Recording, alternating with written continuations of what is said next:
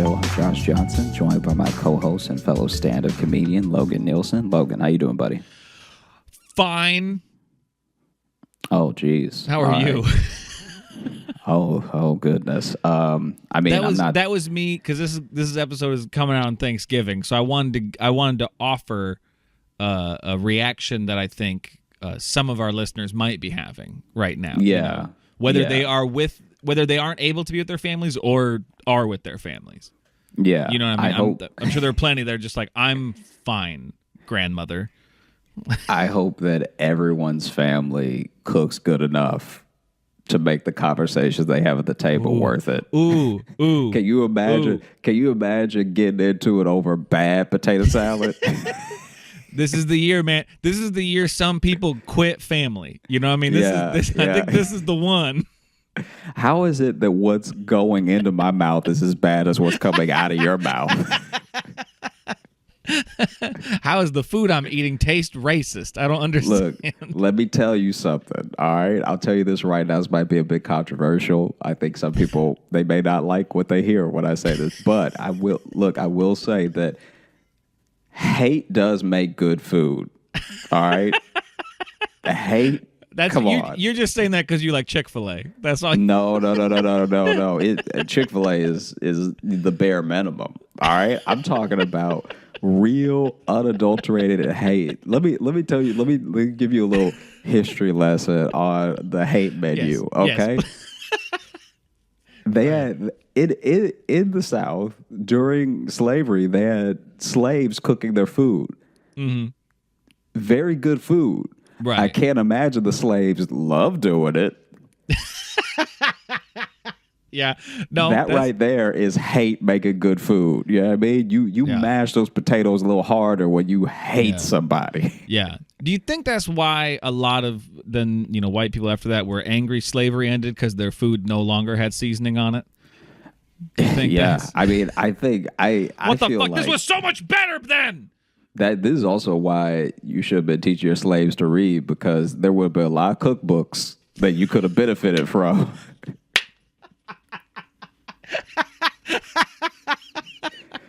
When slavery ended. Yeah, I mean, like now the slaves are free. It's like, all right, well, we're just gonna go both our ways. Yeah. And you were watching me when I was cooking, right? Just do what I was doing when you were what? Oh, you weren't watching? Okay, well, do your best.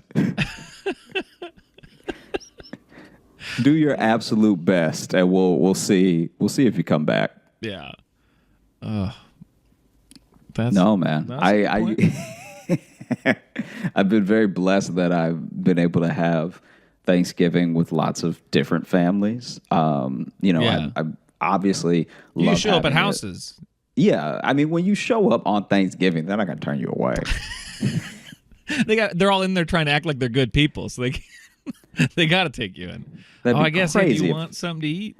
If they kick me out, then that's gonna be a quiet dinner. Well, and here's what's great too. If you show up, there's gonna be maybe one family where it's like, well, I don't know about that, and then someone's like, of course we can, Aunt Randy, you racist. You're gonna immediately have someone really defend you way too hard. Yeah. And then you'll be like, you don't know what I've done. What do you? Now it'll just be me and Randy, of course, sitting next to each other. Just sitting next to each other, just sipping the same soup. Yeah. Just eyes wide. And he might try at some point. He might try to, build a bridge between you two at some point. It'll be awkward, though. He'll just suddenly be like, I liked Sanford and Son. And you'll be like, that doesn't. Yeah, that not only is that an outdated reference, those are the last black people you liked. Those are the last ones? That's the last thing you watched? The 70s on TV? Wow.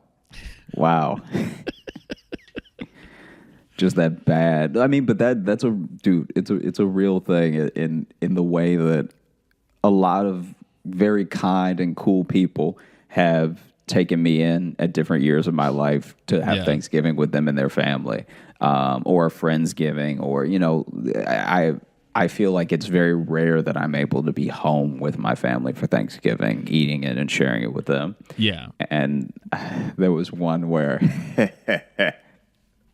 there was this one time where my friend brought me back with him for Thanksgiving, right? And I think I've told you this story before, but he was like, oh, you know, I know you're not going to go home or anything. You just want to go with me Thanksgiving. And so I was like, yeah, sure, that'd be great. Thanks so much. Because even though I'm not the biggest holiday enthusiastic person, like I'm like, you know, I'm not a Grinch, but I'm also not like, I don't need anything from anyone on the holidays. Like I like giving to people. I like doing things for people, but I don't need anything. So, you know, I'm those kind of the scenarios. same way. I get what you're saying. Yeah.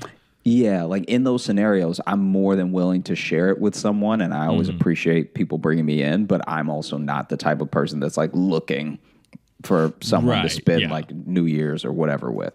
But he was like, hey, do you want to come back with me for Thanksgiving? So we did, and we drove to his place, and I was like really tired for some reason. The entire day. And so when we got there, you know, said the hellos to the family and everything, and then I just crashed and went to bed like very early. And I get up and I I come downstairs and the dad is just glaring at me, right? Just like glaring at me hard. And I was like, okay, that's a little weird. And in the back of my mind, I'm like, oh, is that like a race thing? Because you seemed fine last night. You like, did you sleep on it and then wake up in the middle of the night like, wait, a black guy's in my house? Like I don't know where this is coming from. In the middle of the night, he's like, wait a minute. Wait a minute. I just let him in and everything. I was just in a good mood. Even put out the fitted sheets for him. And so he's just glaring at me. And then my buddy's mom sees me and she gives me a hug that's like a little too long, you know? Like I'm friendly and everything, but I was like, all right, that's odd. And it was one of those things where she just like the hugs get broken down in a very specific way. Like some people hug you and then tap your back as the hug is ending. Right. Some people, especially moms, will sort of rub your back. I got both. Like she gave me this long hug, then she tapped my back, and then she rubbed my back, and then I was like, oh, okay. Like, you must think I'm lonelier than I am. Like for you. For you to hug me like that, you must be like, "Oh, this poor thing was gonna spend Thanksgiving on the street." You know what I mean? Like, I don't know why both of you have had such a stark, different reaction than when I met you face to face, right? Right. And I find out later that the night that I just crashed, my buddy stayed up and he had like this long talk with his parents, and they ended up getting in a fight. Oh. And then in the argument that they were having, he ended up coming out to his parents. So now they think that I'm his boyfriend, but I don't know. I have no idea. And so the dad isn't even like giving me the hate glare in a homophobic way. He's giving me the hate glare like, are you good to my son? Or are you just trying to get what you want from my son? You know what I mean? Like, do you take care of my son? Or are you just like trying to get yours and get gone? You know, like you're just looking for a free meal? Yeah. What are your intentions for my son? All right. And then and that's why the mom is being too overzealous with her hug. Yeah, she wants that's to why so the much mom, send the message that she's welcoming to her newly out son's boyfriend. Yeah. But honestly, I was like, because I didn't even know it was happening to know to say something. Right. So it was just an awkward. I didn't find out until the way back. Wait, so how much longer were you there? Was it just then you guys left that day, or no? We were there like I think 2. Yeah, it was like 2 nights. Okay, and so it was like that happened the first night. So there was a whole. There was like a whole day and a half. A whole day and a half that you didn't know you were auditioning for boyfriend. I had no idea. and that's good. And the dad would just say like drop little things like. He was giving me the thing the classic thing that dads give the boyfriend with their daughter. He was giving me that. So he would like just drop little things when we were like alone, which wasn't often. We weren't alone often in this entire like Right. 2-day period. But at one point, he just turned to me. We're watching something on TV, and everyone was watching it. But at some point, him and his mom go to the Right. kitchen, and it's just me and him, right? Yeah. And then he's just like, I love my son, right?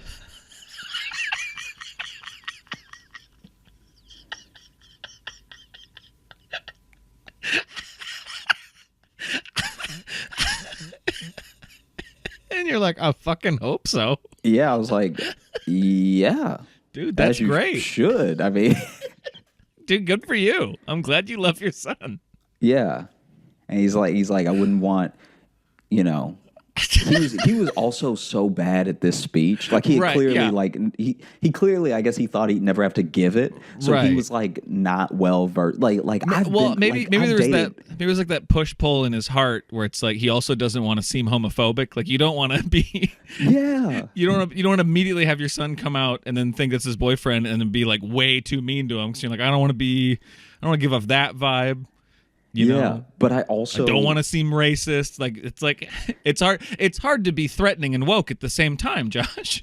Yeah, but I also want to make sure he doesn't break my son's heart. Exactly. And so then I'm just sitting there, and he clearly is like never, like I've been in situations where a girlfriend's dad was trying to intimidate me. Mm-hmm.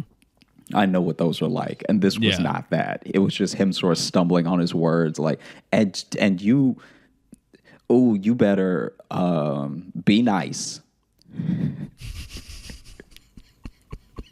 And in my head, I was just like, am I like this dude's first black person or something? Like, what does he think?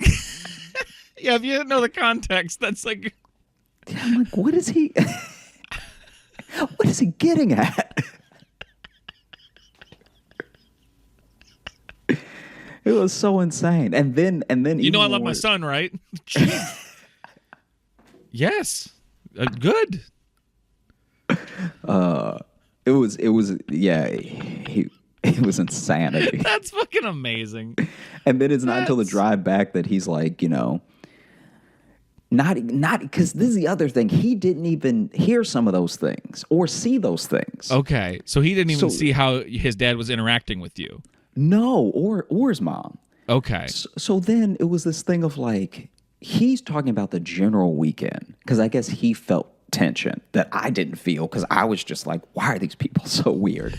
And so then we're driving back and he's like, yeah, I hope that it wasn't too awkward and everything. Like, I came out to my parents and everything. I was like, oh wow. And so I'm getting that news and the whole weekend started to make sense all at once. Was he already out to you? You already Yeah. okay. I just want to make sure like this wasn't like the come out and then like No, you no, are no, like no. learning about it too. I figured, but I thought like Yeah. But it's like it was one of those That would things be a where I lot. was like, oh, like, and I didn't even tell him my version of the weekend until long after that too, because I was just trying to be like, okay, you know what I mean? Like I didn't want Yeah. to make it about me in that moment. right. But yeah, it was insanity because that that dinner table was silent. Oh my god. That's so good. That's just knowing that everyone at that table has their own like plot happening. You know that they don't Yeah. it's like a fucking like farce play. Yeah. Where there's all these miscommunications. Everyone's coming in and out of doors, just missing each other at the wrong times. So it's like your friend's not seeing the weird interaction his dad's having with you because they leave and enter rooms at the same time constantly. Yeah. It was exactly like a play. Yeah. That's Because even if he had just stumbled on one interaction, he would have been like, oh, that was kind of weird how long Right, my yeah. mom hugged Josh. Because you hugged the dad me. just gives you condoms. Like, wait, Yeah. What's happening? thanks? And I guess an older, smarter version of me would have put it together quicker that maybe this is what was happening. But I just was so blindsided. Yeah. No, Because none of them. I don't even know. I don't know, dude. I don't know if that's something you could put together until I guess so. until you 'Cause none have of the whole inter- picture. Yeah. Like none of the interactions were expressly like explicit, like this is what I'm thinking. Well, that's what makes it so good too, is because they're also trying to play it cool. Like they're trying to communicate something with you subtextually. Yeah. But no one has the same subtext. No one knows what's going on. Man. It's like when you see an improv scene and everyone's like a bad one and everyone's like clearly thinks it's 4 different locations. Yeah. And you're like, oh, they don't know what they're all talking about together. They're all over the place. They are not all on the same page at all. It's just that, but in an awkward Thanksgiving. Man, that's good. Dude, I also had, so this one I was not there for. This is not my Thanksgiving experience, but I had a friend, I had a friend in college tell me, because this happened to them when they were, going back home for Thanksgiving. Right. And this was in the height of like Obama versus Tea Partiers and everything. So like the Tea Party had sort of risen up and become this thing, but then people were like, is this just a race thing or is this like, and they're like, no, we're all about policy, all the stuff like that, right? Mm-hmm. And so basically I went to college with this person. Man, it's fucked up that I kind of missed that time now. Isn't that weird? Yeah. Isn't that odd? Isn't it weird that I'm like, oh, that sounds quaint now? Yeah, remember when there were just like 5 racist signs? At a rally. Well, the fact that you said like everyone's like, is this a race thing? The fact that we actually got to ask the question, like, is the Tea Party racist? Instead, now we're just like, oh shit, you really hate other people, huh? Wow. Okay. So then, basically, they went home and they had done a bunch of like campaigning for Obama and like stuff like that, and like campaigning for Obama in like Louisiana, so like kind of like this futile effort to a certain degree, you know what I mean? Like exercise your voice and everything, and I'm always proud of people who are passionate about like policy and their future and everything, but also like come on.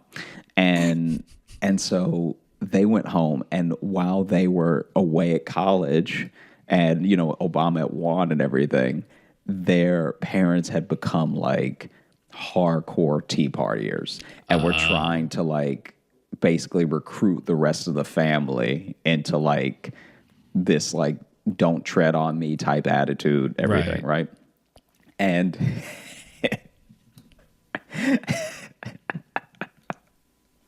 which is like, I don't know. It's kind of funny because nothing had happened yet. Like we're talking about like we're talking about like 2008. So he like just won. So he hasn't done anything yet. And so technically they're not even like, I don't even know if they're technically fully Tea Partiers yet or anything. Right. But anyway, so my friend gets home and they're in this full on like almost like militia mode of like, what are we gonna do? You know what I mean? And so then there was this huge argument at the dinner table, and like a lot of the cousins were on my friend from college's side, but a lot of the older people were on their parents' side, and all like all this stuff like that. And it turned into like a full on shouting match with like subsequent parts of the. So you would apparently, this is what they told me, you would be shouting at the person you were talking to, but then someone yelling across to their family was actually yelling about a different thing. And the family was fairly big. So this is like, imagine a table of 26 all yelling. But then if you catch some of what someone else is talking about, you're like, oh wait, I don't know what that is. Let me just tune back into the person across from me. And then as it's like those threads of like Facebook arguments where you see one person's gone for a while and they come back and they have to respond to like 28 different like, well, Natalie, Nicole, whatever, you are this wrong. Okay, well, Samuel Robinson, like you have to do all of the where it's like, wow, okay, you're putting in the work, all right. So basically, they're having this full on. No one is eating and everyone is yelling. And they've already said grace, like they should be tearing into it right now, which is why I said that thing before of like, I guess the food wasn't that good enough to keep anybody quiet. Yeah. I guess somebody should have stepped their turkey game up. Yeah, Grandma died and didn't pass on the recipes. That's what happened to that family. Right? And Grandma didn't write anything down. in the middle of this like huge argument with like 20 plus people, a pigeon full on flies through the window, breaks the glass, and like rolls across the table. And Jesus. yeah, and it is pandemonium because I guess a couple people thought someone threw something through the window, so they don't even know it's a pigeon. A couple people Right. saw the pigeon, so they just freak out, and like jump up and everything and run Yeah. away. But then the pigeon, I guess the glass was too clean, and so the pigeon just flew right into like Right. swooped right into it. Well, he saw that he was trying to save his cousin on the table. Yeah, All and the then- all the predators are distracted. He's like, now's my chance. the last thing you gotta do is enjoy my family today. Not if you're not enjoying your own. And so it busts through the window and gets glass like Just everywhere on all the food, probably. on all the food to the point where they all had to order Papa John's for Thanksgiving. Yeah. And that's what you get. That's what you get if you ruin Thanksgiving. Just full on. Just can you get? How do And you? then there was an argument about which pizzas to get. Oh, of course there was. But you're ordering like 12, so you would think You could just eventually get a everyone would get what they want. Well, that's like honestly too. I don't necessarily like believe in signs from a higher power or anything, but if you are literally like in the middle of like tearing a rift in your family, and then an animal kills itself onto your table, that might mean you need to reevaluate what you're doing in that moment because you've clearly upset the balance of something. Something is going on. God said enough, and fucking Randy Johnson fastballed a bird into your house, which is ironic because Randy Johnson hit a bird that one time, and it's one of my favorite YouTube videos. Anyway, keep going. Have you ever seen that video? It's the best. Yeah. Okay, just make sure you've seen it. That bird explodes.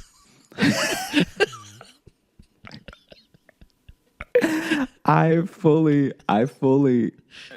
do not envy at all the person trying to take their call when they were calling Papa John's, because it's already Papa John's on Thanksgiving, so you're already dealing with a bunch of people who can't cook or whose plans fell through or who decided not to go to their family for Thanksgiving. But then you have this family in particular, which is like 26 people.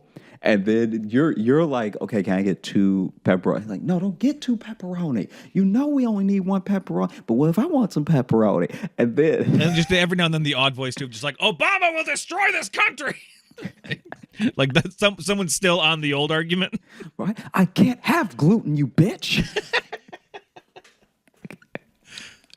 Yeah, dude, it was Sounds- truly insane. I kind of wish I was there for that one. I 1,000% wish I was there for that one. That was because then you're also talking about so much. If it really is an argument down to the point where people are fighting over like which pizzas to get, you know that when the pizzas come, there's going to be problems. Because now it's like Not enough well, ranch look, cups. my wife and I He's ordered hoarding the this ranch. pizza. He's hoarding it. Jeremy won't share dipping sauces.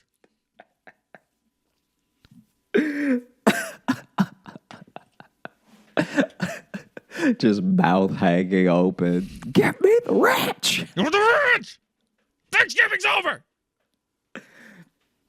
Oh man, dude, it was so wild. When he told me that story, I needed him to tell me 3 more times because it was just, the fact that there was another hurdle to get through of like everyone getting the pizza that they ordered. Lord help them if Papa John's made any mistakes. Right. Oh yeah. If the gluten-free pizza just didn't come. I mean, it's already bad enough if it's you versus your family, and then it suddenly becomes your family versus nature. Like that's Yeah. a whole other problem you got. That's a 2-front battle right there. That doesn't go anywhere. Because now no one's even comfortable because the window is fully broken. So all that cold air is inside. And then like one family member's trying to like tape it up, and then someone's like critiquing them, just being like, "Well, that's not going to be a good seal." Shut the fuck up, Donnie. just this top to bottom hate-filled Thanksgiving. So I could be wrong about this because I also don't, cook well or anything. So I don't know if this. What? I don't think we've ever covered anything like that in the show. All right. Well, Just saying. for a second I thought you were going to be a monster, and then you decided to come through and be you, and that works. Yeah. Stay on brand. I'm also getting to say this shit before, we're recording this ahead of time. It comes out on Thanksgiving. I could be in the middle of a very upsetting meal that I fucked up. So it's like this is like my first time attempting some big Thanksgiving stuff. I've done bits.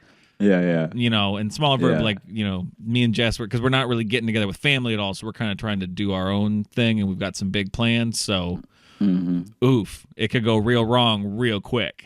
I'm going to try smoking a turkey. Never done that. I'm going to try parts of it. We're doing some in the oven, some smoking, specifically in case I fuck up. So I can't talk pre my potential failure. So you reminded me of a different thing real quick. This is a different one of my family members. So we ever since my grandma passed away, we haven't done like big Thanksgiving. Like my grandma would have Thanksgivings that were like everybody, like cousins that we only see once a year would come through for that, right? And when my grandma stopped cooking as much because she just couldn't handle the toll, like she hadn't even passed away yet, but she just couldn't handle it as much. We started splintering off a little bit, and obviously my mom and I would still have Thanksgiving with her, my aunt, granddad, all stuff like that. But then some of the people who came through wouldn't necessarily be with us or anything. And I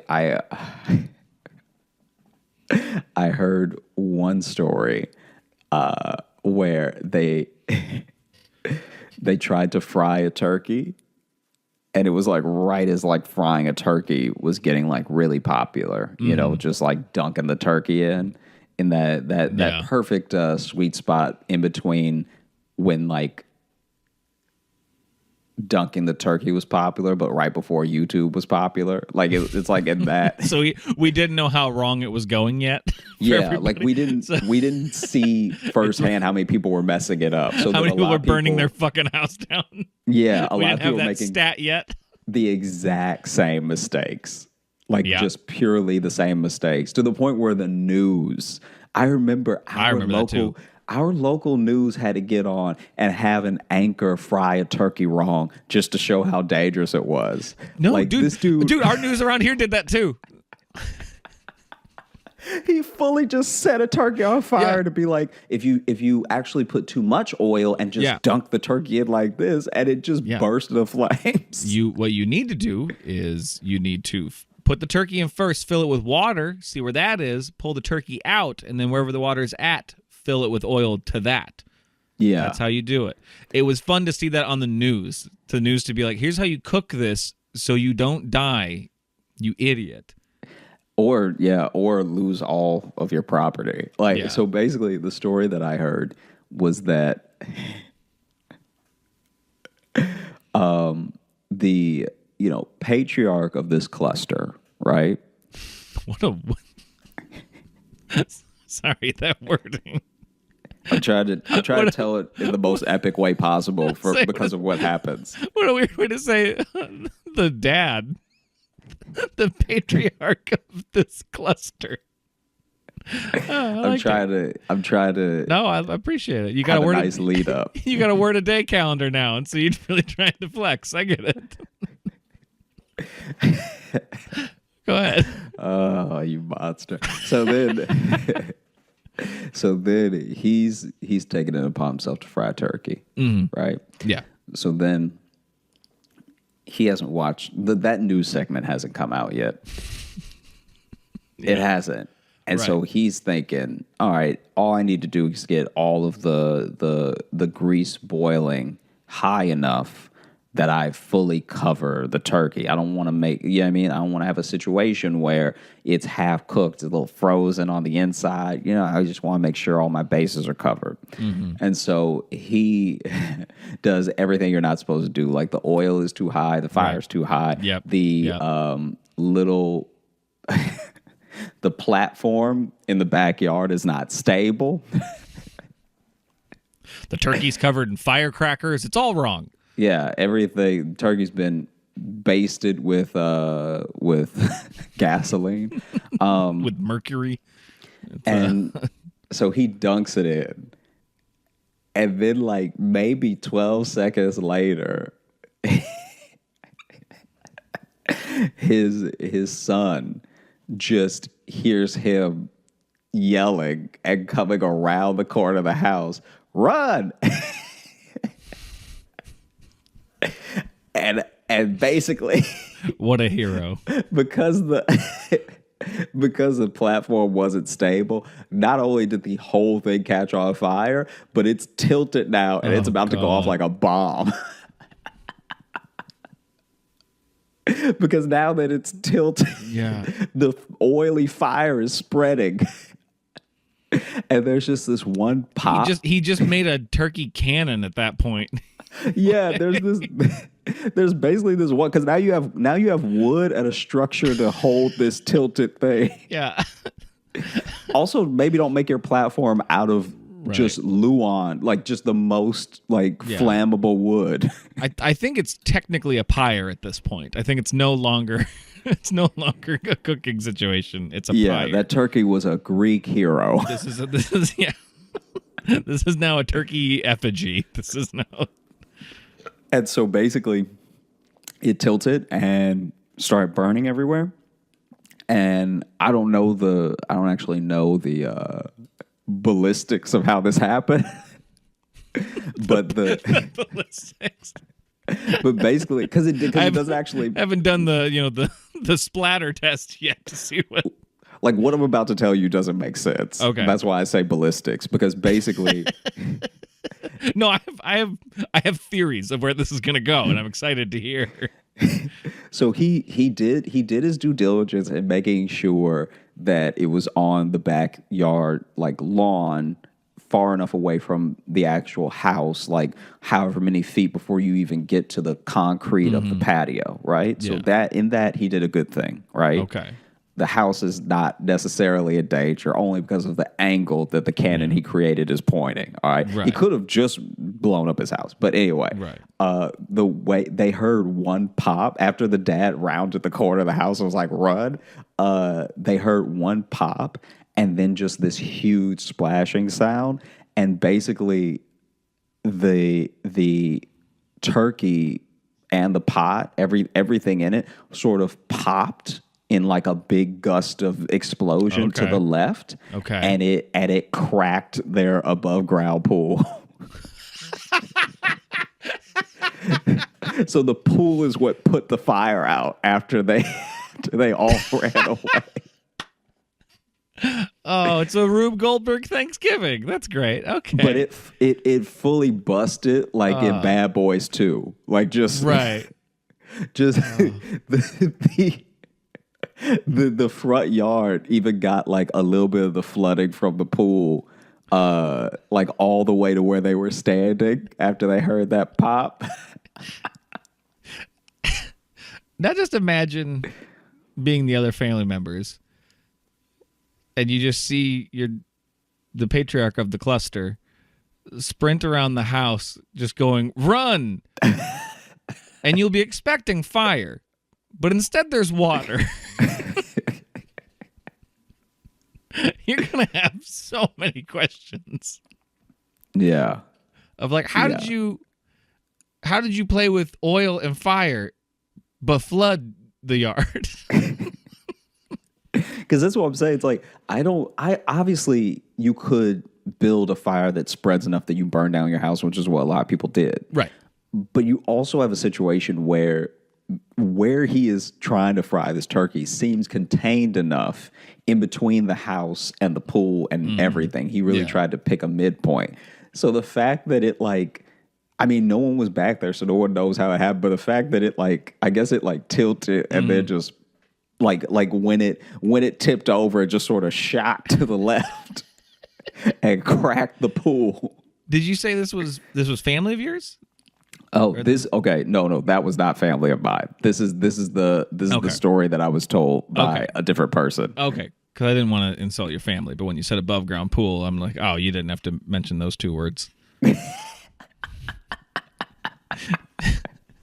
You'd have said they broke the pool with the turkey. I'd be like, yeah, no.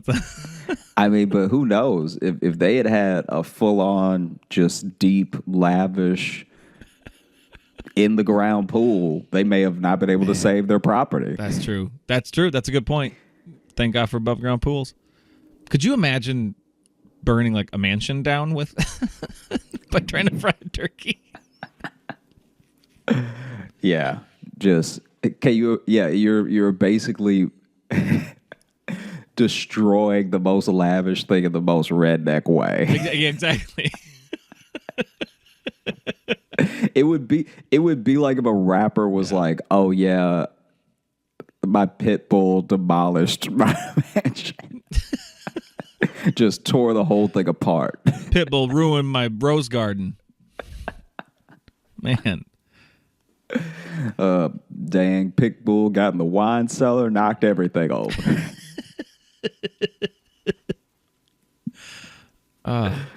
What were you saying though about your family though? Was that leading into something? Yeah, it was basically that like I can't speak for them, but I can say that like my grandma really held it down. So I can't imagine that Thanksgiving was the same when she wasn't hosting it. Like she had a little bit of everything. She had like she would do turkey and gumbo. Like oh, wow. those two things alone, right? Like normally you put all your energy into the turkey or you put all your energy into the gumbo. And she was like doing double duty. So then there were some people, I can't remember. I was really little when this happened though. So I don't know how little, but like maybe 11 or something. Right. There was one year that she didn't cook and a couple people just came around anyway. And I was just like, oh, you really didn't have a plan. You really didn't because it wasn't coming around out of hunger. It was coming around like, all right, I just want to see for myself that you are cooking. I heard this bullshit rumor and I wanted to check it out. I want to make sure nobody's lying to me, that y'all just didn't invite me. Right. So I'm gonna see with my own eyes. We had the same thing though, where Thanksgiving changed, because grandma when our grandparents were alive. Because I've never mentioned it, but my mom has a huge family on her side. She's the 11th of 14 kids. Oh wow! I've told you that before, right? You've told me a lot, but I don't remember you saying 11. Yeah. No, my grandparents had 14 kids, which I did the math on that, and if you average 9 months per kid, my grandma was pregnant for a total of 10.5 years. Man, yeah, I've never had a job longer than 2. So. Man, dude, so that's crazy. My grandma has gestated children longer than I've done anything. 5 times longer than I've done anything. That's comedy, so crazy. I guess. Wow. Yeah, I know. She almost died having the 3rd one. She was given her last. A priest was in her room giving her last rites, and then she was God-fearing Catholic woman, and she made a deal with God right then and said, if you pull me through this, I'll have as many children as I possibly can. So that's why, I try not to, I'm not a religious person, but I try not to shit on it or dismiss it too much because without my grandma making a deal with God, I wouldn't exist. So yeah, wow. Wow. There's definitely something to it, I guess. 11 of 14. My mom's the 11th, yeah. But so we used to have like every holiday used to be, because everyone lived in the same town too. Everyone lived in Iowa. Like we were the first ones to move, and we just moved like 40 minutes north. Like we didn't even like move. We were kind of the first ones to do that. Everyone just pretty much lived in town. So it was just Easter. We used to have giant birthday parties, like cousins and stuff like that. Like all my birthday parties as a kid, I didn't really start having like birthday parties with friends till like maybe middle school, because when I was younger, it would just be 90 relatives would show up to the house, and like that was it. And I had a ton of cousins my age and shit. But we used to do Thanksgiving together, and then once Grandma died, everyone kind of splintered off into smaller groups and stuff like that. And those have it's interesting. There have been some relatives who have kind of hopped between other, like they're like a free agent, like in like family Thanksgivings. There's just that uncle that's like rubbing his stomach, like y'all busy this year? Y'all doing anything? Y'all like just coming through the window, not even the door. Y'all got something cooking or Yeah. I brought just always. That's the other thing too. Every relative that comes to every Thanksgiving but doesn't like is just being a freeloader. They always bring the same thing. So they'll bring something that's either useless or nobody wants but them. So they'll bring like either bring like a Walmart pecan pie, or they'll bring like forks and knives. And it's like we have. What are you doing that you think that we don't have forks and knives? Right. A good go-to, people, is this is a tip for the freeloading Thanksgiving. Cool Whip, man. Bring a thing of Cool Whip. That's a good one. Yeah. Something like I don't think anybody can get mad at that. No one gets mad at that. People are gonna put it on pie or something. You can get away with that. It makes it seem like you put the effort. You were trying to plan out. Yeah. You know? Don't bring the same nasty cherry pie that no one ate last time but you. Yeah. Yeah. People make pies for Thanksgiving, man. Yeah. Why would you? We see the $5 sticker on it. Yeah. Or just get a bottle of wine, even if it's cheap. Fuck it. Just do that. Someone will drink it. Yeah. Or just hand the person that cooked money. That too. Just be like, I know all of this preparation probably set you back a couple $100. So here's 20. Yeah. Or just like thank them. Just be like, thank you so much for letting me come, just like, and don't even launch an explanation. Just say, the way things have been going. Let them cut you off, because they will. Yeah. The way things have been going and everything. Oh, no, you don't have to mention it at all. Oh, don't even, please. Come on, your family. Boom. It's just since I lost my job. Yeah, I mean, no, like, see, that's where Josh fucked up. You stop there. This is someone actually having a hard time. Okay. Oh man.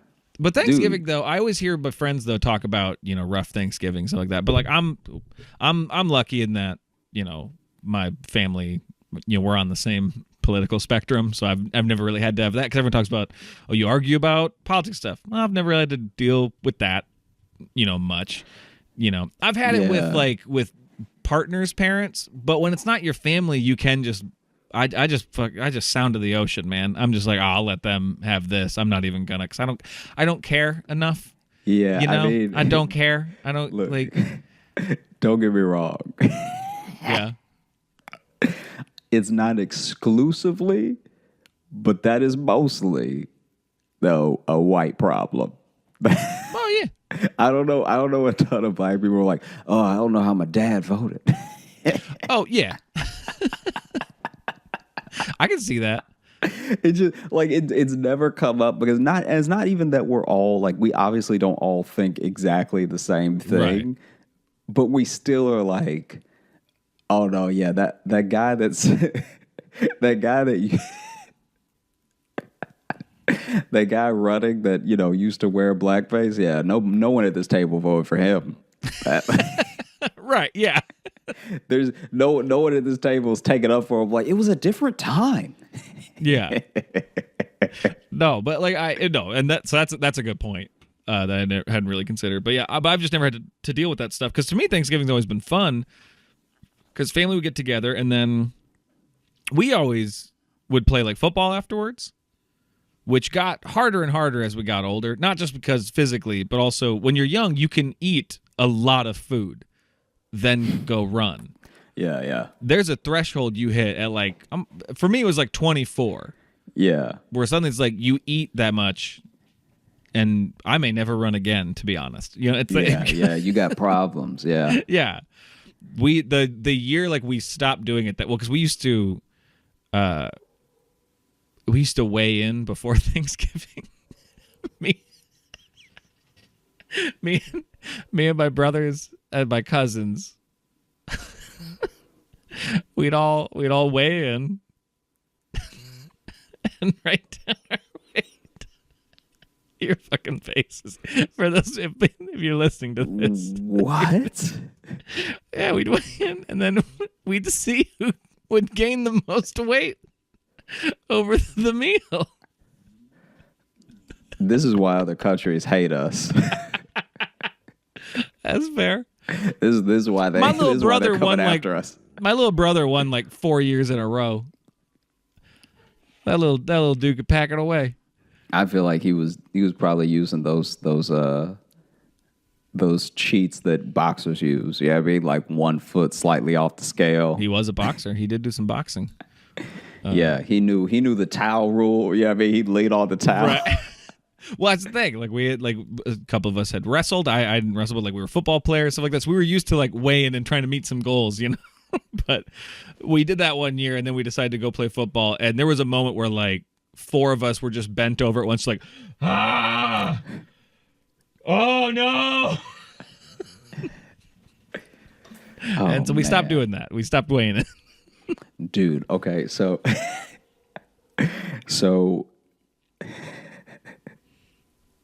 this cracks me up so much. I'm gonna try. I mean, you always do, but you'll help me if any part of the story ends up being confusing. Right. But I don't know. I was kind of getting to this one earlier. I don't know everything that went wrong because I don't cook, especially not well. Oh God, yeah. Sorry, that was so long ago, and I interrupted you. That was like minute 3 of. You said that sentence. We went a lot of different ways. Sorry, go ahead. No, it's all good. We went to some good places. You reminded me of a story I'd completely forgotten anyway to tell.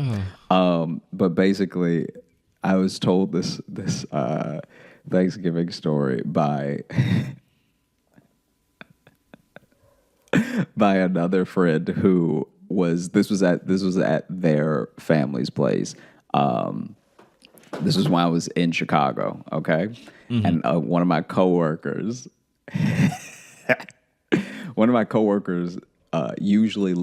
they were usually the person that cooked for everyone. Like we were just saying, like the grandmas do and everything like that. She's very young, but she just loves cooking, so she took it upon herself to like do all of the cooking for everyone.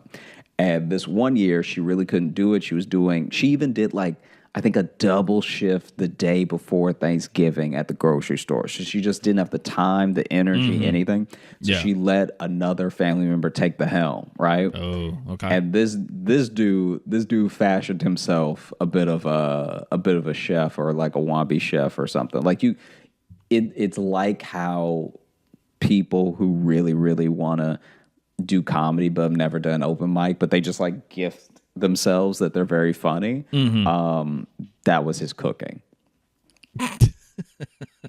And so basically this dude, he'd listen to a few chefs talking podcasts, and he's like, I think I kind of get how it is, yeah this dude okay.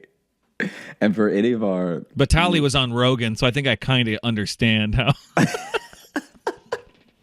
I kind of get what the industry's like. He had some great insight. And I feel like 3 hours of a crash course in anything means you get it. So if anyone's listening that's in the middle of eating, you may want to pause. But outside of that, we're gonna have a good time. So basically, he took it upon himself to do everything. He did the cranberry sauce. He did the stuffing or dressing, depending on where you're from. He did the turkey. He did chicken wings. People call that different things. I don't. I just say whatever people want me to say. Because wow, what a brave stance. I've only been in like 2 arguments where I'm like, no, it's dressing. And they're like, no, it's stuffing. And I'm like, so stuffing. You call it dressing. I call it dressing. Okay, but is that regional? It must be. I think it's a Southern thing. I think. Okay. I don't know. Interesting. Okay. Yeah, because I'm I've always not heard it sure. called. I've always heard it called stuffing, but I've rarely actually seen it used as stuffing. Yeah. Like where, like No, you're hardly absolutely anyone, right. hardly anyone actually stuffs it in the turkey. What you're saying is what I've been saying my whole life. Yeah. All right. You know what? I'm kind of on your. I might start calling it dressing now. To be honest, now that I realize that Yeah, I mean, I'm sure that one of it our only counts if you listeners stuff can it. email You gotta. us and be like, actually, it's stuffing because blah blah blah. And we love those emails, so send them away. But Nah. he, Nah, I'm holding my ground on this one. okay, I guess Yeah, this is where we are. Yeah. And that's the one historical thing to really debate about Thanksgiving is what stuffing is. Yeah, it's the real Yeah, that's the one real hang up. it's a hill to die on for sure. Yeah. For some. So basically, he had took it upon himself to make the turkey, the dressing, stuffing, the cranberry sauce, the chicken wings, and the what was it? There was one more thing. All of the pies, all the desserts and stuff. Now, this dude, like I said, this dude's not a real cook. Right. So as he starts cooking everything, he does a terrible job with the overall organization of the utensils and with his hand washing. So this man is dealing with raw chicken, raw turkey, and then just rolling dough for pies. Come on. This dude is is mixing like all of the good things that go into basting the turkey. That he bastes the turkey and then he puts it in, and then he just still with his naked hands. Damn it, Josh. Works the Josh, chicken. this is another fucking story. Just ends everyone shitting themselves, doesn't it? No, not at all. Okay, I was gonna So say then- because now I'm just seeing food poisoning, and it's another Josh Johnson show episode that just ends, and then everyone pooped. Thanks for listening. Subscribe. That's what I just was. No. I mean, it's not going to be that. But basically, he ends up presentation wise. I think he would even make someone like Gordon Ramsay proud because all of the presentation is there. Like the pies, the toppings, especially on the pie, look picturesque. The turkey and the chicken wings. And even like his little spin on the cranberry sauce, because some people just get the cranberry sauce from the can and just like put it on the plate straight from the can. Just you can still see the ridges. I know I love that. I love that when the cranberry still has like a face. Yeah.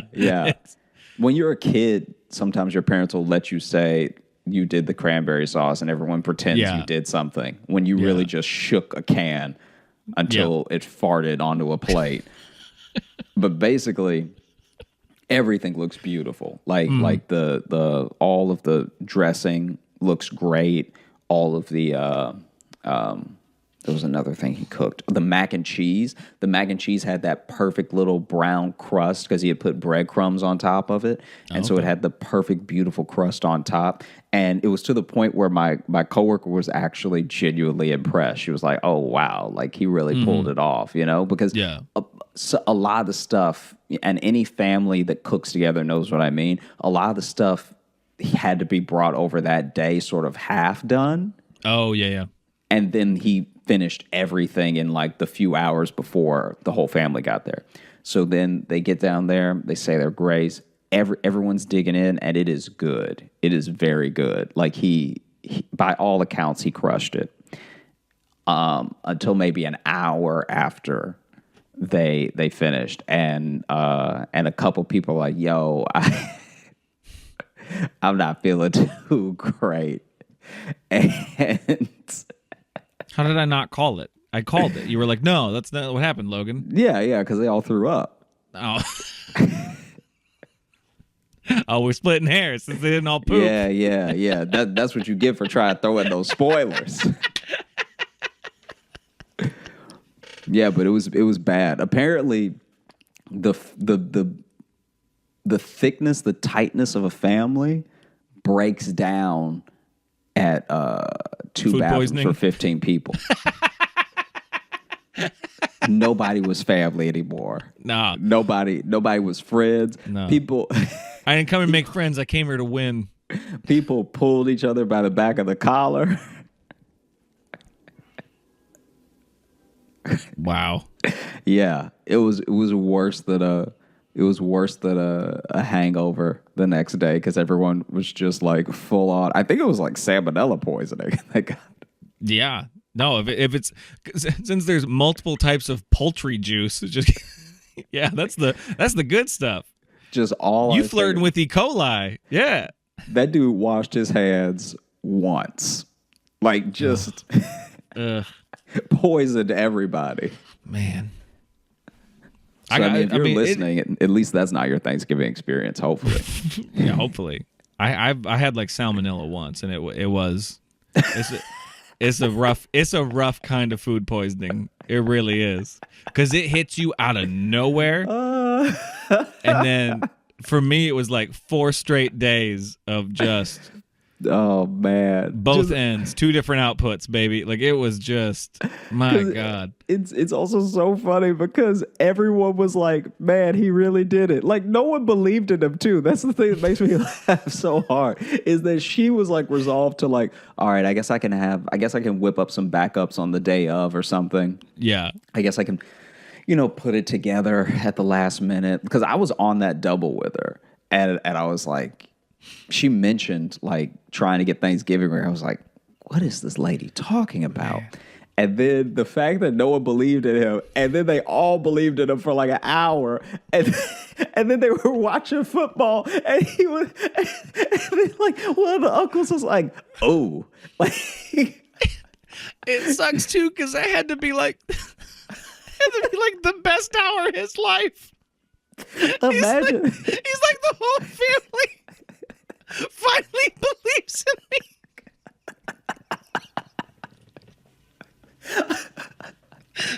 and he's just really buzzing off that, and then suddenly, like, a relative walks by pretty briskly. Just ooh. Imagine a world, right? Imagine a world where this is his Rudy moment. So exactly, it would be like Rudy, but if they finally let Rudy play and he kicked a field goal for the wrong team. Like, how'd you kick a 90-yard field goal in the wrong direction? No, it's they're carrying off the field, and then they all go, ooh, and drop him. and then they strike his record from existence. It's that version of Rudy. Man, That's wild. Legit, man. I could not believe what she told me. Because then, okay, so because the scheduling when you're doing a customer service job like that is it's a bit unforgiving. It's like you get the day off, or maybe you get half the day off. But then now more and more too, people who work in retail get no time off around Thanksgiving now. Yeah, and so it's just like you live at Target now. And so she had to call off the next day. And then the day after that was her day off anyway. So I didn't see her for like 3 days after she told me that he was like, let him take the helm. And then when I saw her, she still looked like a little run down. Oh, no, yeah. It was bad food poisoning. It sucks too because if you get really bad food poisoning from something, the next time you eat that thing is going to be gross. So now this could be a group of people who hates Thanksgiving now. Yeah, you actually canceled all of it. Cranberry sauce, everything. Yeah, everything you touched with your bare fingers. Yeah, stuffing, dressing, doesn't matter what you call it. It makes me throw up. Not going near it. Oh man, he couldn't have done it any worse because the fact that it all tastes good too meant they ate so much of it. They ate so much of it, and they were loving it. They're like, oh my God, oh Rick, you did this so good, and he's flying so high. He's trying to be humble at the table. Yeah, he's like, I just threw it together. Looked up some good recipes. I watched some videos. It's all right. Don't worry about it. Don't worry about it. I'm just trying to, I'm just trying to give back to y'all. Yeah. You guys have always been there for me, so I'm trying to be there for you. then just 2 hours later, just someone screaming from like the kitchen sink, Rick! Oh, God damn it, Rick! Why didn't we order Papa John's? Because you never know. You never know when God's sending you a blessing. You know, maybe That's true. all the food that other family was going to eat that got ruined by glass with the pigeon, maybe that was also poison. Yeah. Or maybe that's where this dude got some of that food and it had pigeon salmonella on it. So he was in a panic. He's never cooked before. And he's like, well, there's just a turkey here. Imagine you're fully getting poisoned, but as far as the cooking goes, no notes. No notes at all. Nothing's dry. Yeah. Nothing's undercooked. Oh, man. Oh, he's just sitting there. I did it. I did it. Yes. Yes. Yes. It's been a hard year ever since Stacy left. You know? And then you I don't get to see the kids as much as I used to, so Rick needed this win. All right. This was a big one for me. I really needed this one. And you know for a fact that when people started throwing up, he was trying to come up with other excuses in his head. You know what I mean? Like, Oh, yeah. well, you did go up those stairs pretty fast. Maybe that's some motion sickness because you know how it is. You with ate stairs. too fast because it was too good. So Yeah, you ate too much. Y'all made were being yourself sick. greedy, and look what happened. Yeah. Yeah, it's trying to teach you a lesson. That's what Uncle Rick was doing. Lessons. She said it was like it was probably more of what a haunted house should be like than any haunted house in America, because just every time you turn a corner, it's just a person screaming.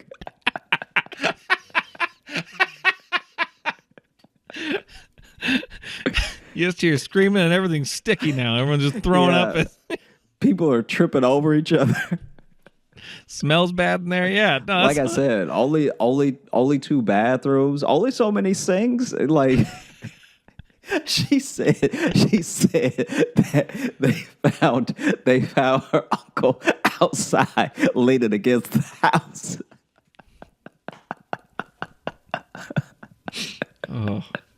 Because I guess he just wanted to get away from everybody, just have some alone time. You ever have that feeling where you know you're gonna be sick, but if you feel like if you can just control what's around you, you won't be sick. Yeah. Oh yeah.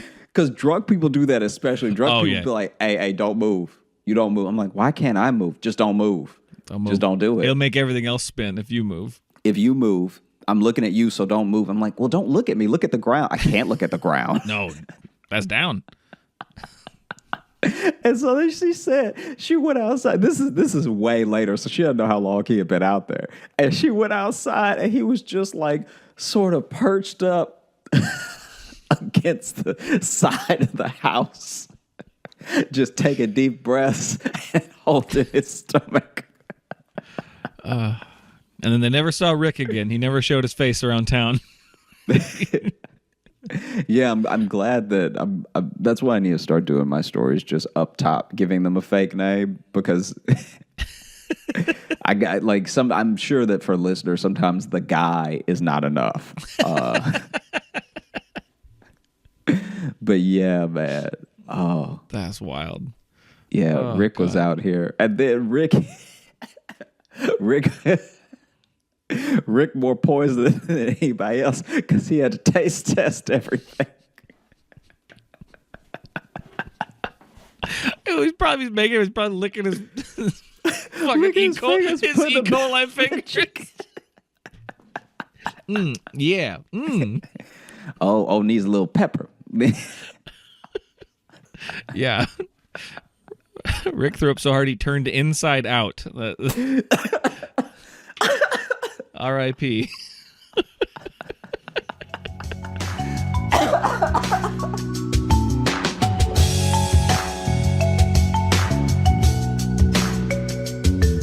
I don't know if you've ever had this happen, but speaking of like Thanksgivings where I was a guest, I went to one where clearly clearly the like matriarch of the family wanted to handle it, like wanted to cook everything. And I don't know if they just did let her or if they wanted to give somebody else a turn, but she showed up salty.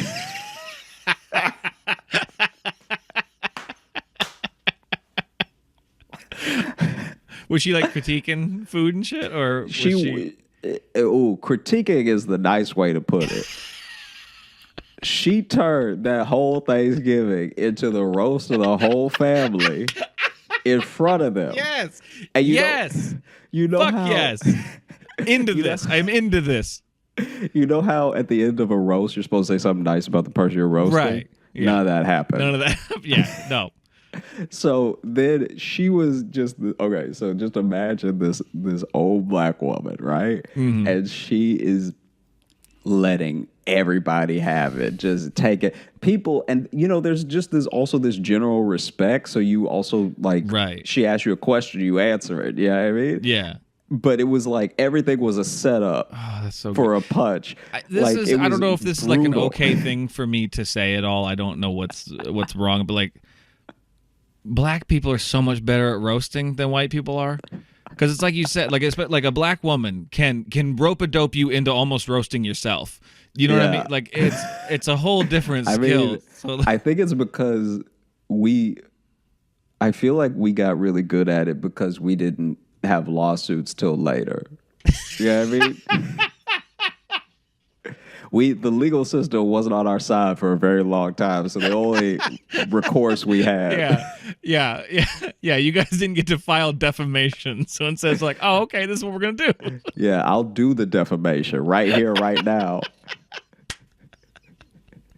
I'm suing you with my words for space in your memory about yourself.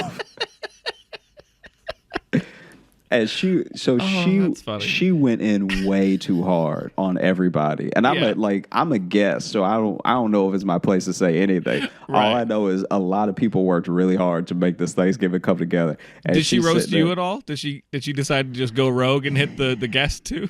I don't know. I don't remember her really roasting me. Okay. She may have said something, but she was mostly going after the food, right? Right. And so she would say, like, it started off kind of sly, but then she went she was like, "Oh, who made this potato salad?" And she sounded excited, so that was the setup, right? Oh no, she's a monster. I love her. Yeah, oh, yeah. No. She who made well, this I did, potato? Grandma. Well, I did it, Grandma. Like, oh, okay. It tastes exactly like that Gerald's General Store potato salad from the from 59. They didn't let black people eat there for a while, and then when they did, it wasn't good. And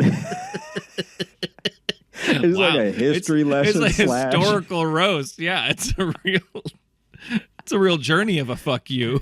Yeah, just so you know, your potato salad tastes like segregation. You're like, who made this? Who made this cranberry sauce? I'm like, oh, I did, Grandma. And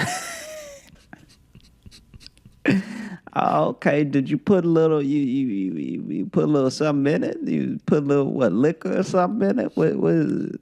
Like, no, Grandma. Oh, it tastes a little fermented. Maybe it went bad. I don't know. Who am I to say? Oh man. Oh, it was ruthless, and it was like it's and perfect. That strategy. Yeah, because she knew how to harness being an old woman. She knew how to harness using grandma power to completely defeat everybody. What are you gonna do? Hit me? Yeah. Well, and especially the way she's doing it, where she's always pretending to be excited at first, because everyone just wants their grandma's approval. Mm-hmm. and then flipping it, but not in a harsh way. In a, I don't know, in a subtle. I mean, some of it was harsh. Some of it. So she had one of them. Oh, okay. This is what she did kind of under her breath. So like I only heard it because I was near. But she was like, oh, this gravy. Where y'all get it? Why y'all? Ooh, who? Not even who made, just like this gravy. And then that was the perfect setup because then the person that made the gravy was like, oh, that one's mine, Grandma. And she's like, oh, it go ahead and it stick to your ribs, definitely. And then she just goes, it stick to your ribs, definitely. And probably give you cancer.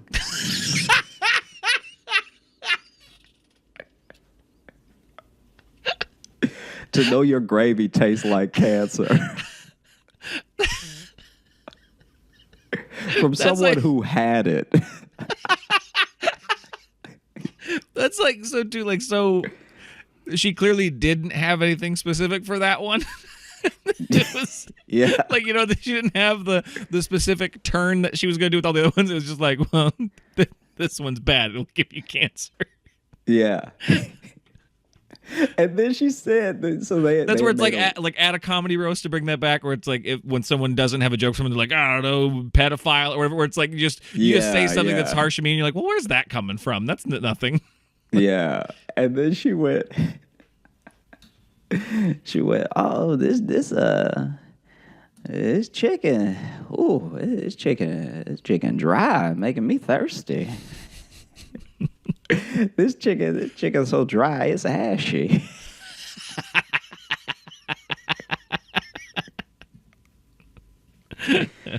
I can't believe how'd you get this chicken? Then she asked it like it was like it's exactly what you were saying. She like asked it like it's a good. She's like, how'd you get this chicken so dry, child?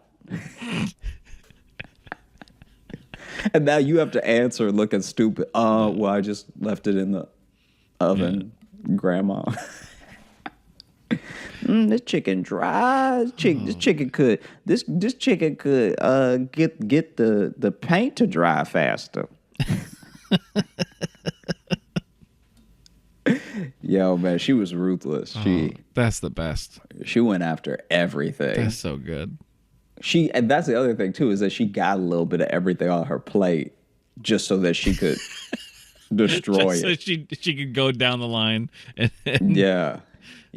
hit every single one of them. That's perfect. Yeah, your greens taste brown.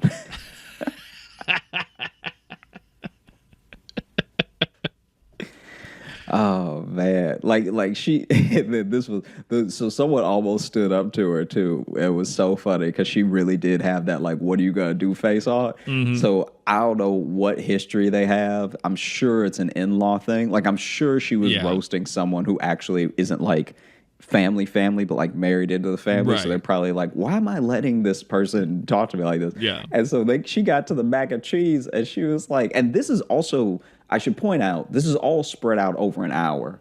She's not just like tit for tat going from thing to thing to thing. They're all very sneaky when they come in. Mm-hmm.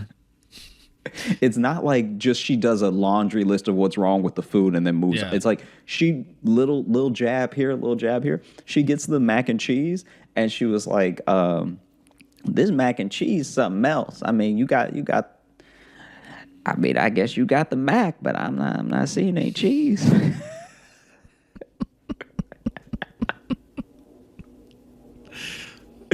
and then so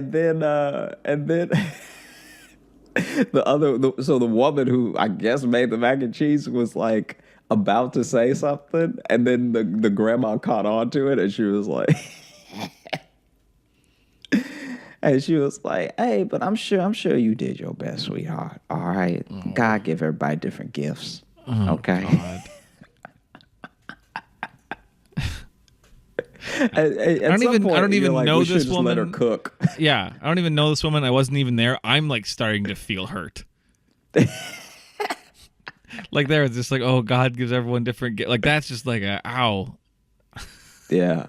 Wasn't there. I have nothing to do with this story. I somehow feel put in my place by this grandma. It's also such a weird jab. It's like God gave you a different gift than making mac and cheese. Yeah, I hope so.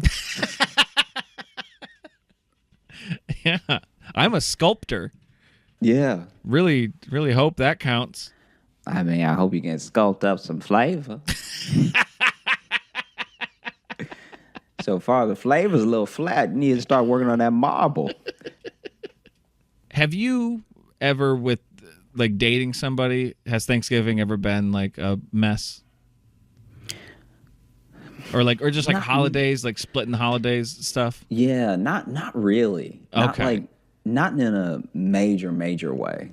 Okay, because it's like one of the weird things. Like I hate what's happening with like the pandemic and everything right now. But the one good thing is like this is Jess and I's like first holidays together, and nothing against her family, and like my family gets along with her and stuff. It is kind of nice to like our first holiday season together. We're just doing by ourselves, so we don't even have to do the game. You know?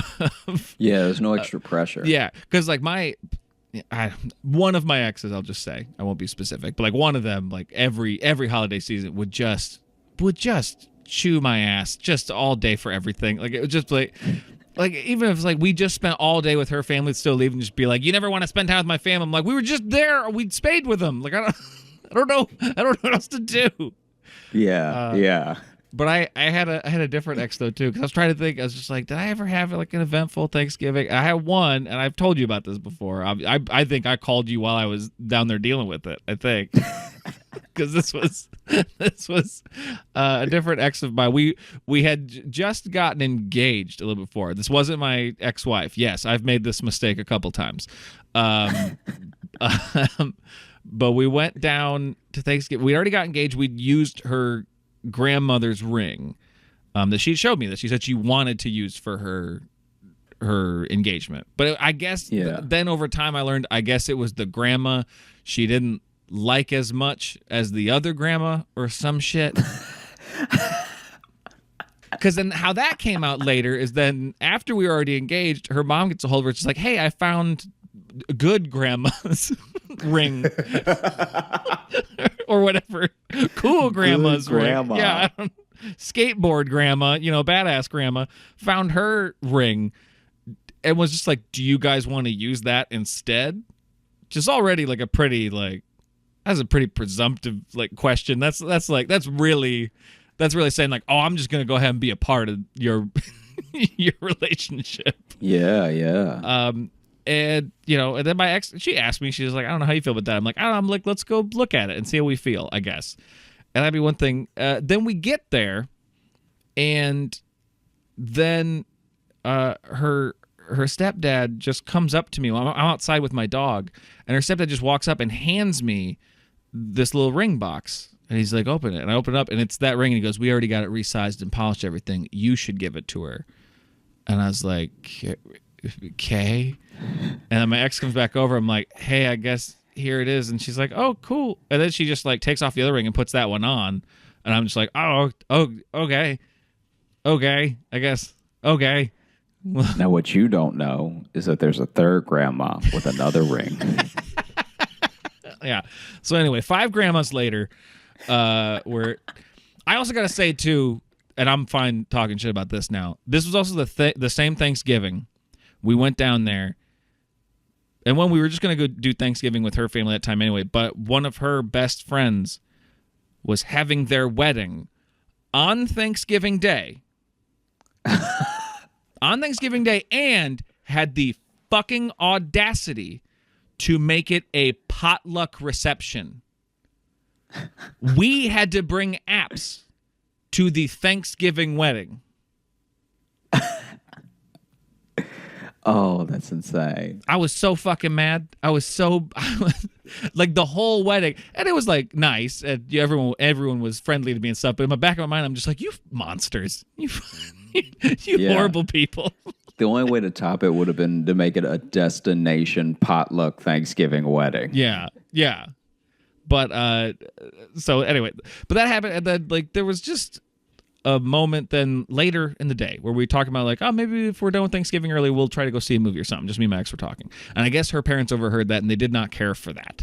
Because then after Thanksgiving, we then get back to her parents' place, and then like her mom disappears, and then her stepdad just comes up, and he's like, hey, I'd like to talk to you guys about, you guys, it feels like you guys don't really want to spend time with us. And then suddenly her mom appears behind us. Like she went upstairs just to go to the other staircase to like flank us like a velociraptor.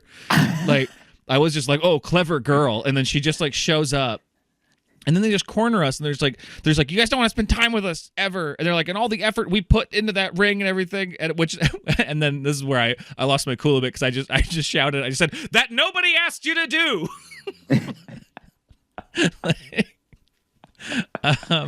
Oh God. And then at one point, and they're just like kind of pounding on her a little bit, like really needling her with questions. She's like, I don't know. She's like, we had a good time. We stayed the whole time. Why are we in trouble? We spent all of Thanksgiving with you.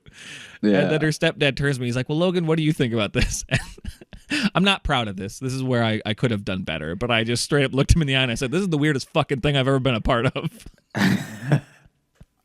And then I just said, I'm gonna go walk my dog forever. And then I just went outside, and then it was a horribly awkward weekend. I'm in a state, I'm not from. I in a city I've only been to once before, and there I am the Friday after Thanksgiving, sitting in a bar with 3 other people, and it was great. I go to this bar just because the argument carried over into the next day. It was so weird, and me and this person broke up years ago. Don't worry. I got out.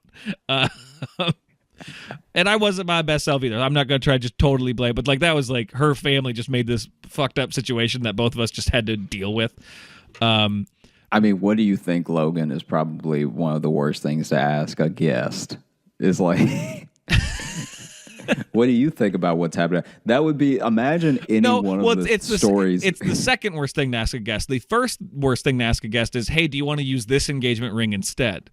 It's two bad questions in a row. Yeah, I guess the second one just feels more malleable because, imagine any one of my stories that I just told you, and then a guest was asked, "What do you think?" What do you think about this? As we're throwing up our brains. Yeah, yeah. What do you think? She's like, I don't know. I kind of agree with Grandma. The mac and cheese not that good. Yeah. What do you think? Well, I don't know. We should probably get some of the glass out of these mashed potatoes. No, but then I was at this bar and I'm just so rattled from it, and I'm just getting food on this Friday, and this guy's at the bar, and he was like, hey, it just strikes up a conversation with me because there's no one in there. It's very clear that people who don't really have family to spend time with on Thanksgiving weekend. Yeah. And he just goes, he's like, are you from around here? And I'm like, no, I'm from Iowa. I live in Chicago right now. And he's like, well, what brings you here? And I'm just like, girlfriend's family. And then he's just like, well, how come you're not with them right now? And I'm just like, well, we got engaged, and then they decided to do this thing with the ring. And he stops me there and just goes, I don't need your life story. He set me up just to knock me down, it felt like. Because I'm like, you literally asked me. Why am I here by myself, not with them, knowing there's a story there, and you chose immediately to be like, no, shut the fuck up. I don't want your story. And to be fair, if it was a short story, then it's harrowing. Why aren't you with them right now? Killed them. That's not better. No, but that was just... I don't need your life story. Immediately. After asking, hey, what's your life story? I don't need it. That's really, I don't know. Hey, what's your whole deal? Yeah. I don't need your life story. There was after a show one time, I was doing jokes about my dogs. My dog had had to have these surgeries for her bladder stones that she had. And then I did this show where I did a bit about it, talk about it. Then after a comedian asked me, so what's going on with your dog? And I answered and was talking for a little bit. I talked for a minute. And then they just go, ugh, you still talking about your dog? I'm like, yeah, you fucking asked. You don't get to do that. You don't get to be like, hey, man, what's your name? Weird. Shut the fuck up. You don't get to do that. That's also such a weird... That only looks weird on them because not only did they ask, but they clearly zoned out 18 seconds after you started talking, and they came back and then tried to put it on you. It's like, you have the attention span of a squirrel. Yeah. You asked a question. You didn't care about the answer. Yeah. That makes you a Once bad again, conversationalist. if it was a short answer, that would have been terrifying. Yeah.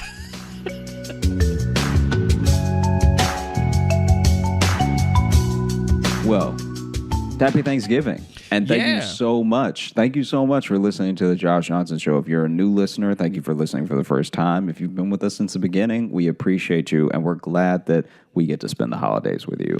Yeah. And I would love to know if anyone actually decided to, if you sat down with your family and listened to the Josh Johnson Show on Thanksgiving, first off, I want documentation. Second off, I'm sorry. Yep. And bless you.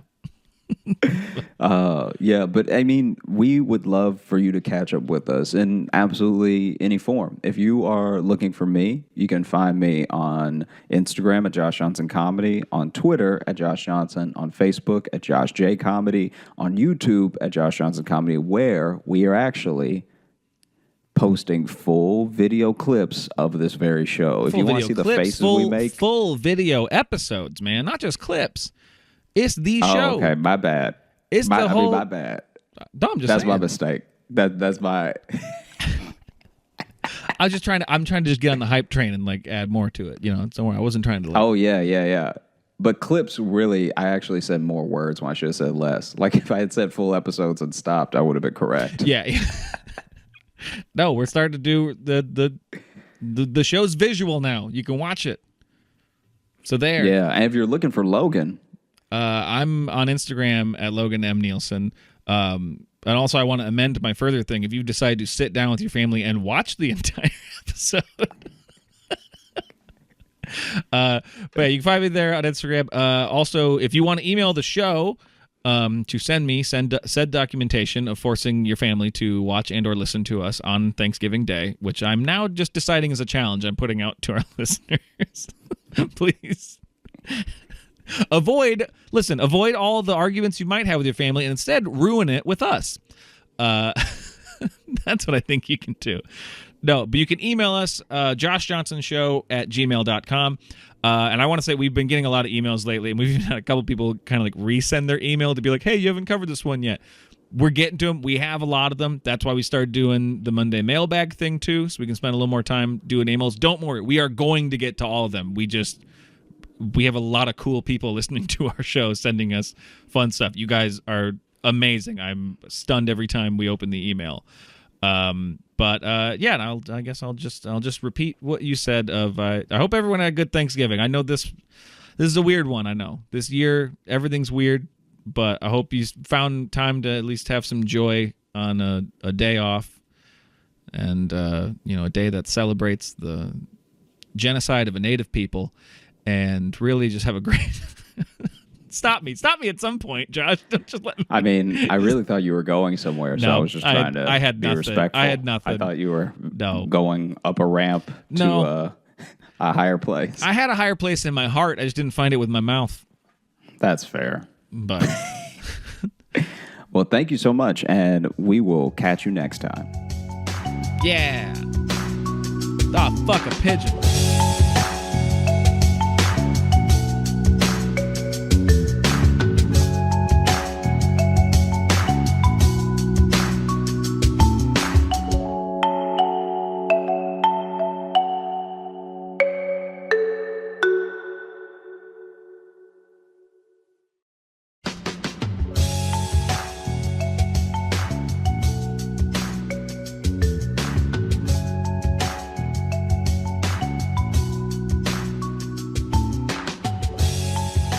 Welcome to the Josh Johnson Show. Josh Johnson, joined by my co-host, fellow stand comedian Logan Nielsen. Logan, how you doing, buddy?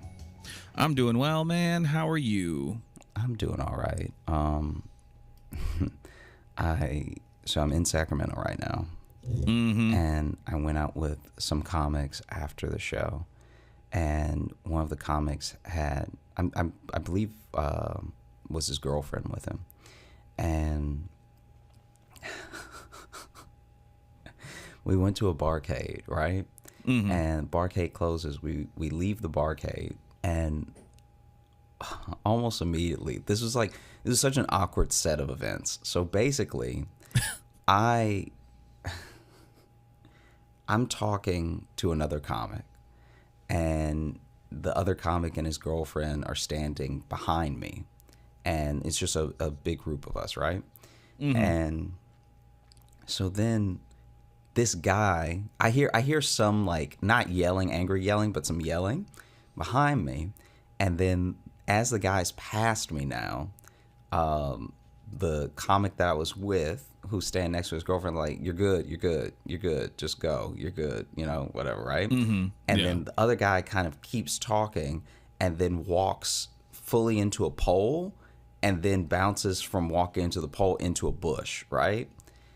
And Okay. and the Real other pinball situation. yeah, the other guy's like, "Hey, you good? Just keep going, right?" And so then I ask him because I was almost about to say something of like, "Yeah, it happens, man. Like it's all right, whatever." Right. And then I turn around and everyone's trying not to laugh. I'm like, "What happened just now?" And they tell me that guy was trying to catcall his girlfriend. Okay. Okay. But he clearly didn't. He clearly didn't want to do it when he was too close because he passed them. So he didn't start Okay. catcalling, I guess, until he was running distance away, because it's very clear they're together, right? Right. Yeah. And so then he's so busy catcalling that the guy is like, "Hey, you're good, just keep walking." Like he was like just trying to get rid of him, right? Right. But then he's like still so focused on catcalling while his head is fully turned that he walks into the pole and then bounces from the pole into the bush. And so I'm glad I said nothing because in my head, I thought he was trying to make that dude feel better about walking into a bush. And so then that's why I was almost like, "Hey, yo, it happens to me too. Like, it's all good, man. Don't be embarrassed. It's okay." But what was really I was happening, in a bush earlier. Don't worry about it. You're doing great. what was really happening is that he was getting shot down by the girlfriend. The other guy was like not getting upset, but he was just like, "Hey, you should probably just keep walking." Yeah. And then he walks into a pole and then into a bush. And for me, I don't know how to describe it. Maybe I'm just one of those people that like genuinely assumes everyone moves through the world like I do. And so then I just saw a guy. I forgot he was connected to the yelling that I heard before. I just saw a guy walk into a pole pretty hard. Mm-hmm. And then walk into a bush as he tried to recover. Right. And so for a second my heart went out for him, and then I was like, "Oh, you could have avoided this entire thing." Right. Because I almost thought they knew each other. Because it was like, "Hey, you good? Yeah, you good?" Like, because he's being cheery about it. So it's Right, he's yeah. not like, "Hey, you good? Keep moving." He was just like, "You good?" Yeah. I mean, but this ties again into what we were talking about last week with how these situations just find you. Well, And also right just there, even be in a group. Be in a Just group be in and a the group. situation will find you. be in a group in that, but also, like you said, maybe that's part of it too. Is your perception of it is always a little different because right away you were just like, "Oh, another silly cartoon man in a bush." Yeah. No, it's also one of those things where I'm starting to like when we were out and that happened, I'm starting to see how situations pop off because the comic was like, one of the reasons I was just trying to get rid of him as soon as possible is that in this area, you never know who has a gun, Yeah, sure. And I was like, And by this area, you mean America. Sure. That goes for any space anywhere. And I'm not gonna lie to you, man. It did get me thinking. Almost immediately, it got me thinking about how like if you were embarrassed, like if I walked into a bush and I had a gun, I think that just to like a gun is such a social reset that I think that if I walked into a pole and then a bush, I think I would just fire off the gun because then everybody's forgetting that I walked into a pole and then a bush. You know what I mean? It's almost a gun is almost except the opposite of that Men in Black stick that makes people forget. Because once you pull the gun out, no one remembers anything before the gun. It's just true adrenaline, So if you had your fly down and somebody was like, "Oh, hey, your fly is down," and you were super embarrassed, you really just need to pull a gun out, and then like no one's thinking about your fly anymore. This would just be a good place for maybe a quick legal disclaimer of this is a satirical podcast. You should never pull out a gun to solve any situation ever. Josh Johnson or other employees of the Josh Johnson Show do not believe you should pull out a gun. But if you had a gun, if you had a gun and then somebody was like, there's spinach between your teeth, and you were just like, oh God. Fire one into the ceiling.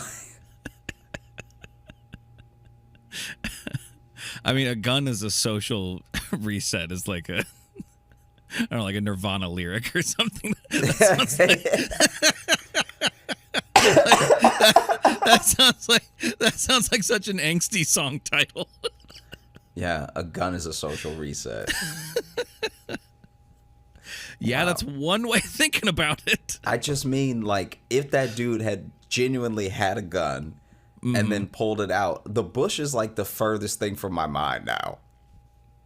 I don't know. I'd have a hard time not remembering that, because honestly, my first thought might just be like, oh, he'd fallen in the bushes was embarrassing, so he wanted to shoot his way out of that scenario. I think it would be that, because that's the conversation we're having right now. I think that if you were standing with us, especially to say that we didn't all know what happened until later when we discussed it, I think that you would just be like, that guy had a gun.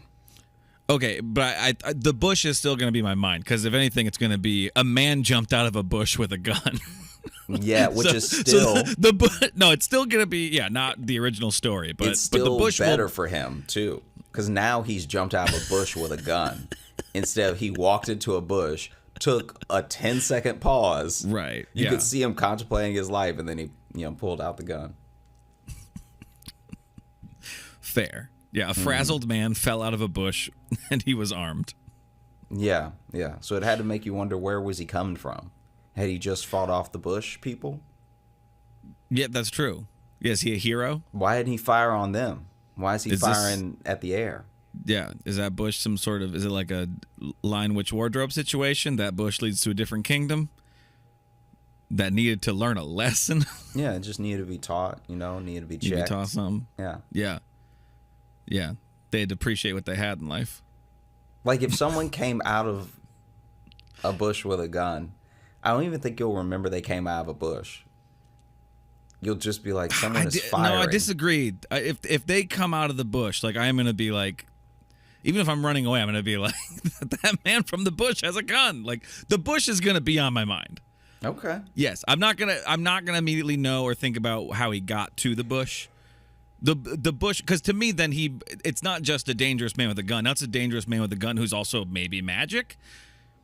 You know what I mean? He's some sort of angry forest sprite. Yeah, I mean, who has had enough. Because I didn't even hear the catcalling, but from their perspective, the whole thing was probably so much funnier than what I saw. Because by the time I saw him, he was about to walk. Like, I was about to warn him about the pole, because his head was fully turned. Right. And so then he walks in, and the way, I didn't know that there was a worse way to walk into a pole than head on. If you walk into a pole when you just off of this one person, so I guess I don't have much data to go on, but if you walk into a pole while your head is completely turned, you definitely almost bite your tongue. Definitely bite your tongue. Extra disorienting, because you're not sure what's hitting you. Yeah, he probably thought it was a guy. Probably. Yeah. And it's skinny too, so even if you put your arms up to like push off of it, you're gonna miss. And the worst part, it's not like you walked into a wall, is that if he had gone the other direction, he wouldn't have hit any bush at all. But he tried to like recover too quick. This person's also probably clearly drunk. Tried to recover too quickly.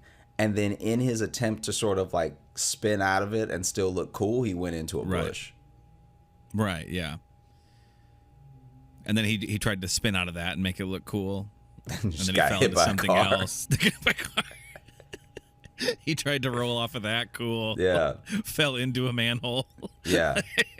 All the while screaming, "It's all good, shorty. It's all good."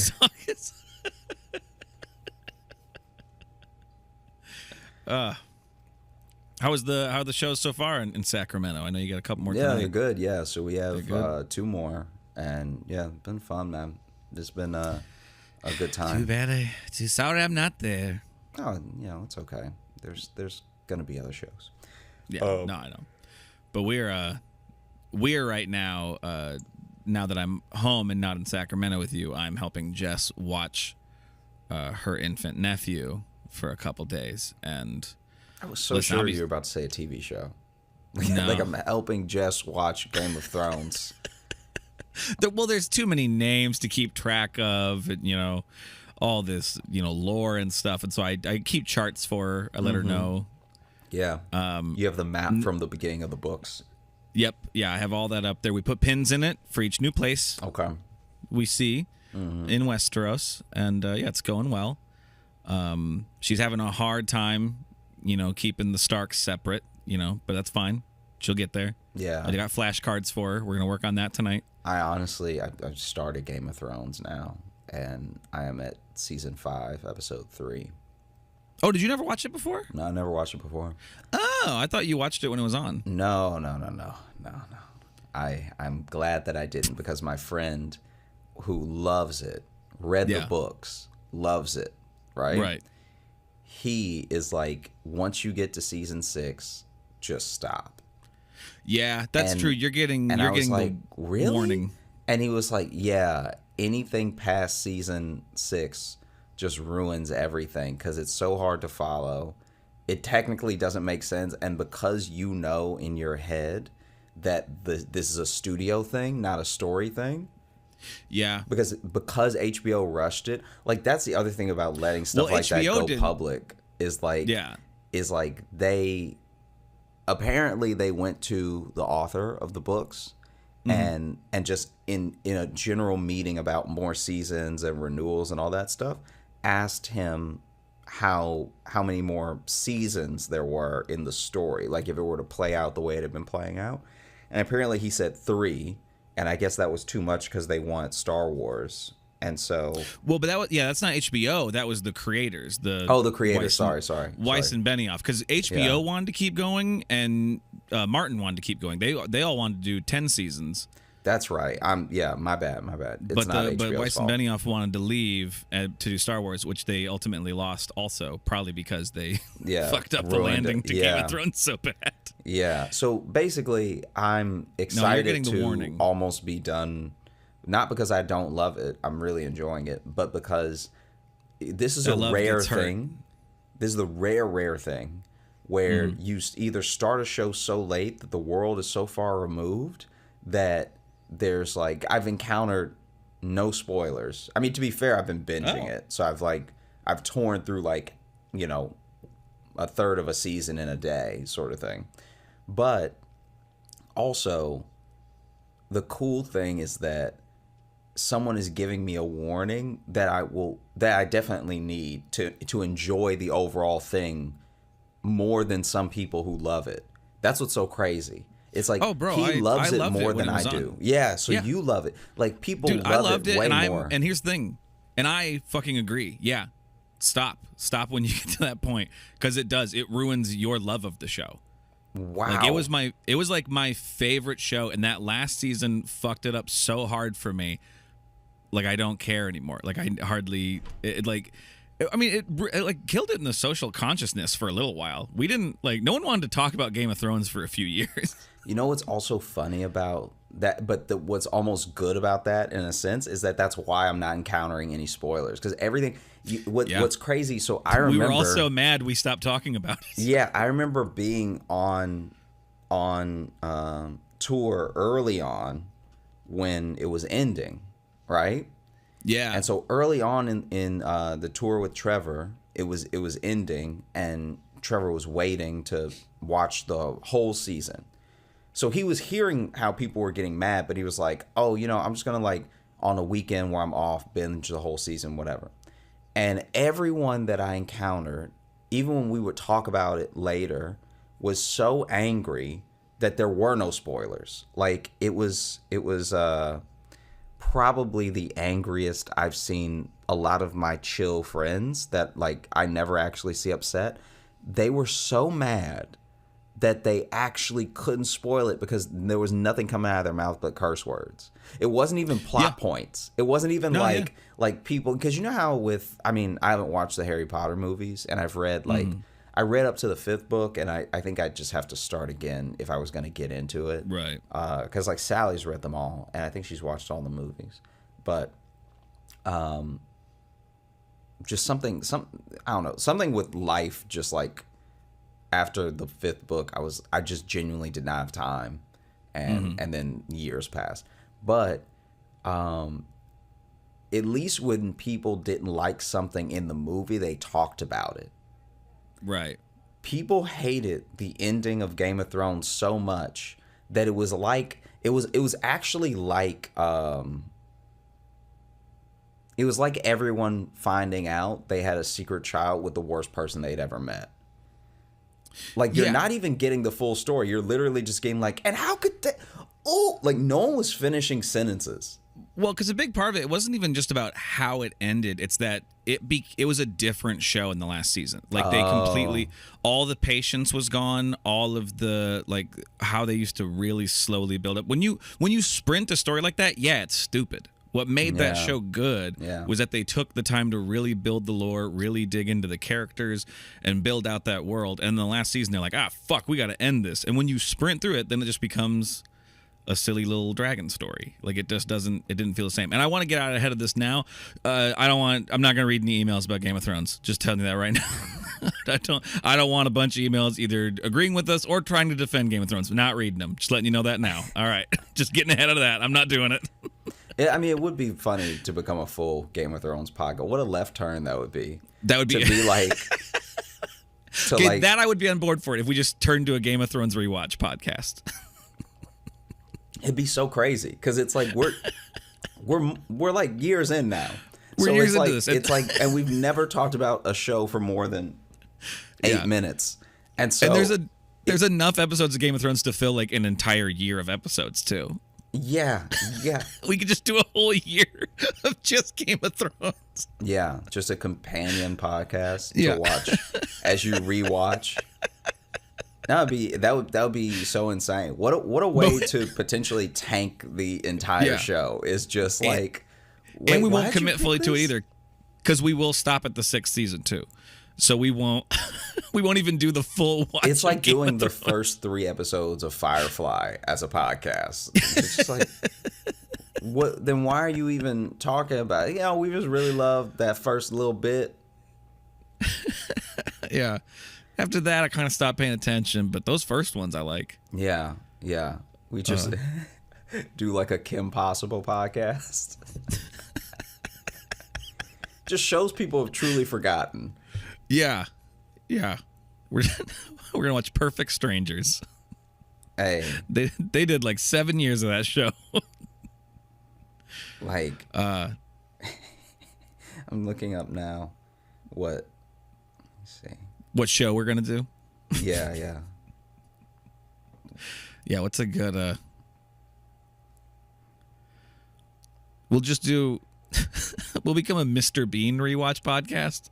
Because that's mostly all sight gags too, so it's gonna be hard to talk about.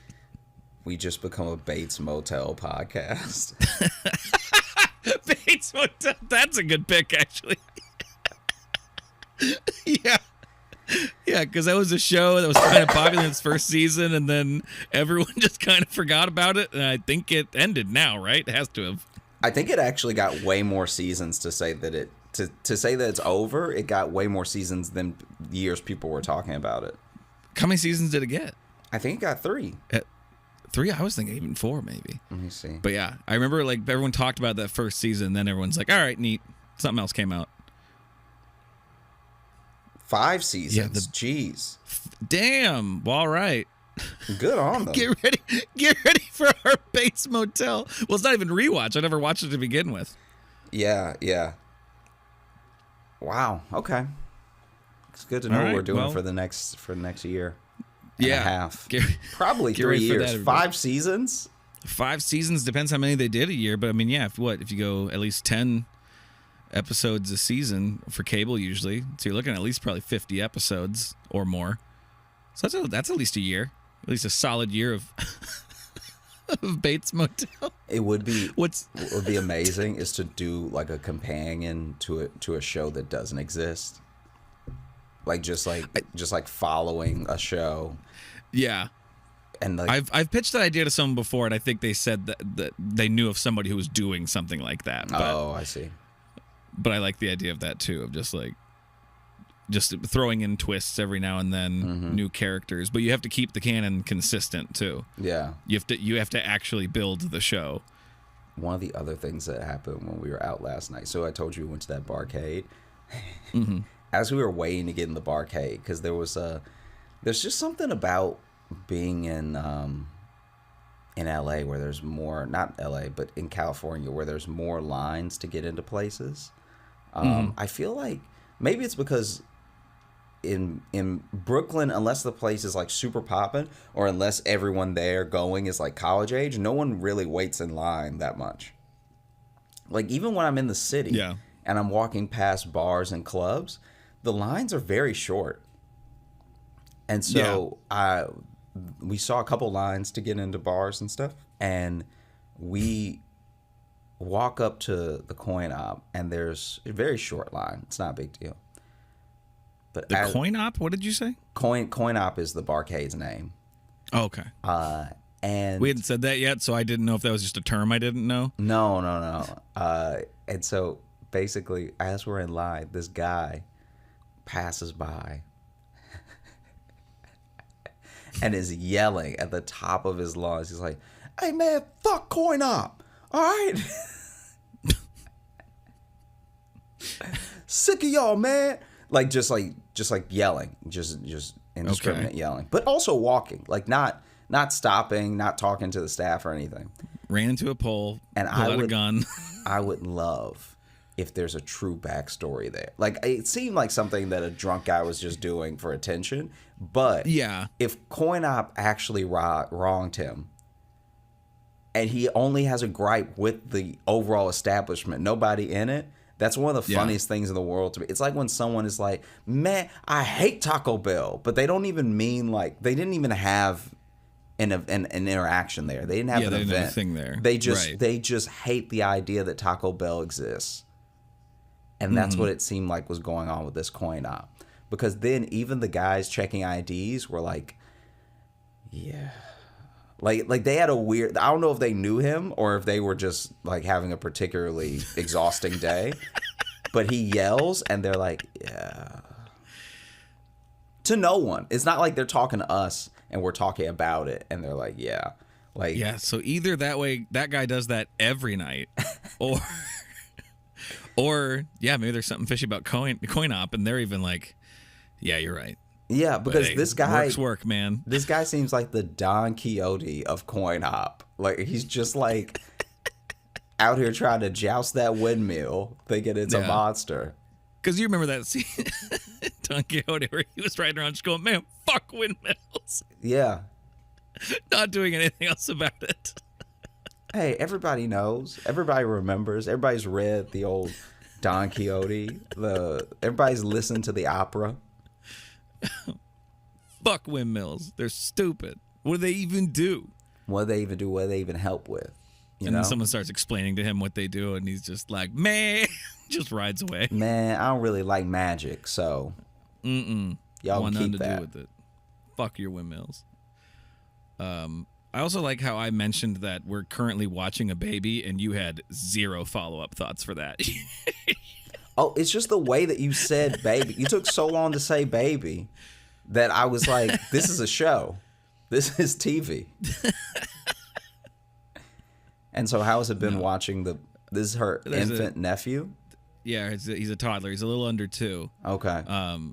I mean, I'm exhausted. And I'll be honest, I've hardly done anything. But just... Like keeping you up, or what's? No, not even. Just having a child around just gives you a level of anxiety where it's your responsibility to keep it alive. Okay, I mean, I believe you. I believe you. What's weird about that? There's nothing weird about that. I guess I just mean like, are you still stressed out if the baby's like sleeping? No, because I was asleep also, but. Oh, okay. No, but it's just like even today too. It's like. Jess is with him and she's like, "Oh, go do your work you gotta do," and I'm downstairs working, but that also means I'm actually she's gonna stop me every 10 minutes to come watch him while she does something else, which is okay. I see. I'm happy to help, but it's just like it's a constant it's on your mind wrench in your day. Yeah like I just even when I'm trying to get to work on something, I still have to like she'll still be like, honey. And I'm like, okay. And like, I don't blame her for that. If she needs help with something, I'm happy to help. But it is like, even that, you just can't actually have the time to go do the stuff you're normally doing. He's mostly chill, but like even just watching him for a little bit today, like one of the YouTube shows that calms him down, just watching it, just like staring angrily at this cheery woman singing songs for children. I'm like, I know it's a me problem. I know I'm the problem here. That's not what this lady's doing. Yeah. No, I feel you. You know what I mean? Yeah. Oh. I feel myself being the monster. Maybe that's what it is. Maybe. You did remind me of something though. This is like, go for it. Just because you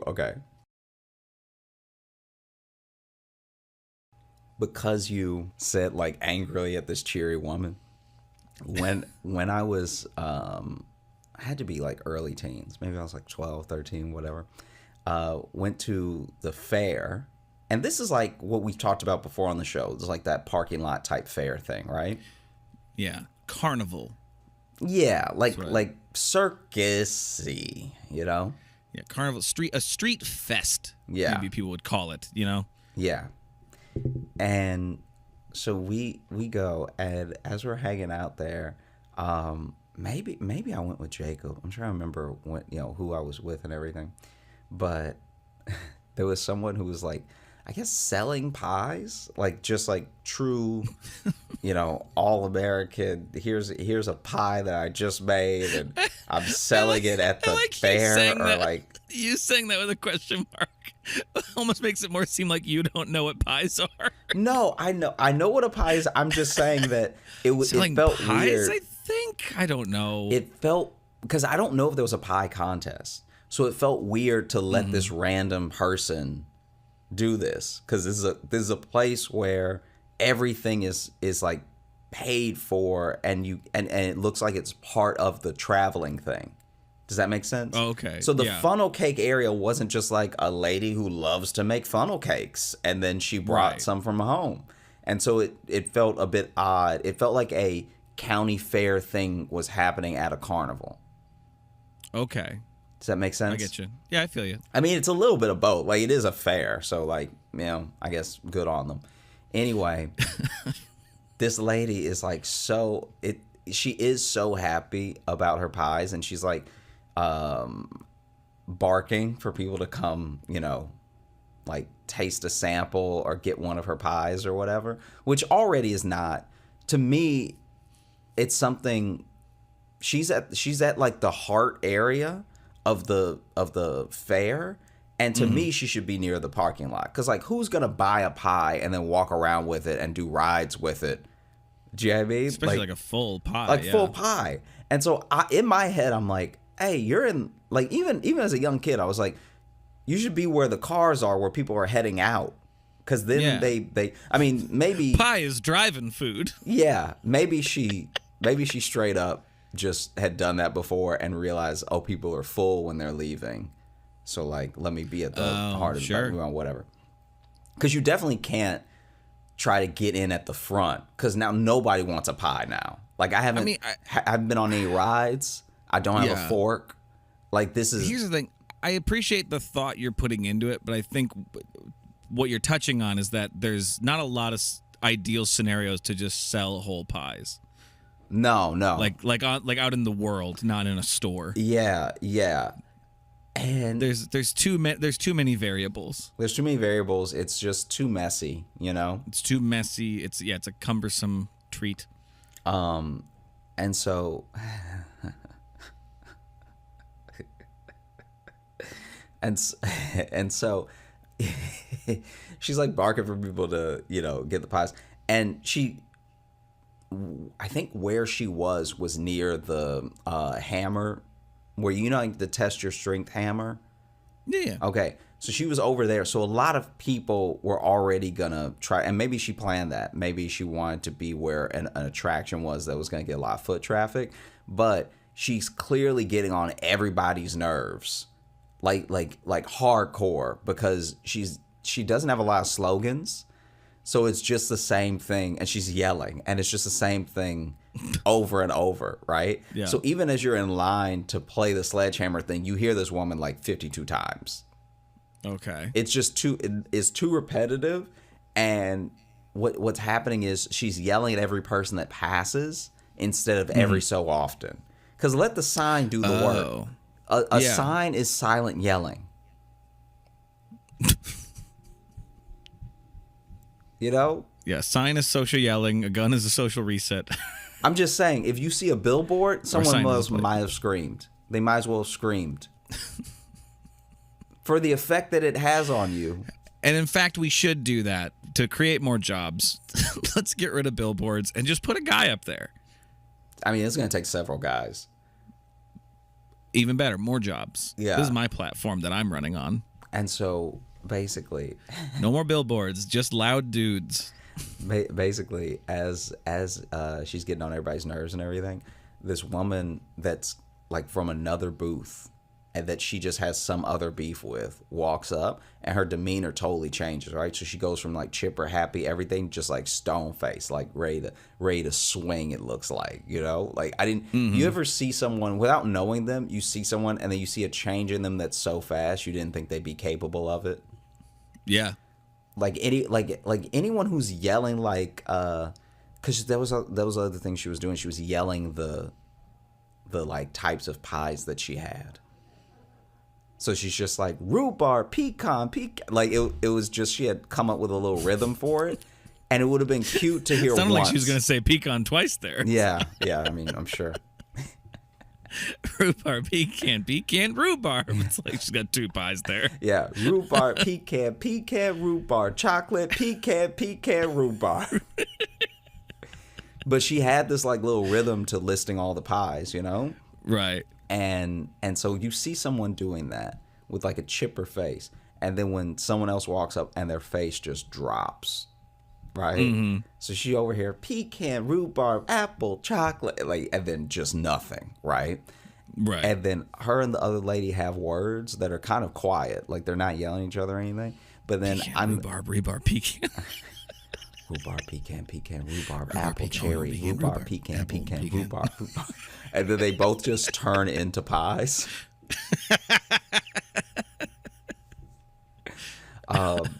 And so it's a pie witch. You know pie witches. Pie witches. Yeah, they go out there, and it makes you scared to eat the pie because you're like, is this a pie or is this a person? Is this a pie witch? And so then they're, quietly talking everything. And then the lady, this shouldn't make me laugh as much as it makes me laugh. But then the lady who walked over, who is having words with her,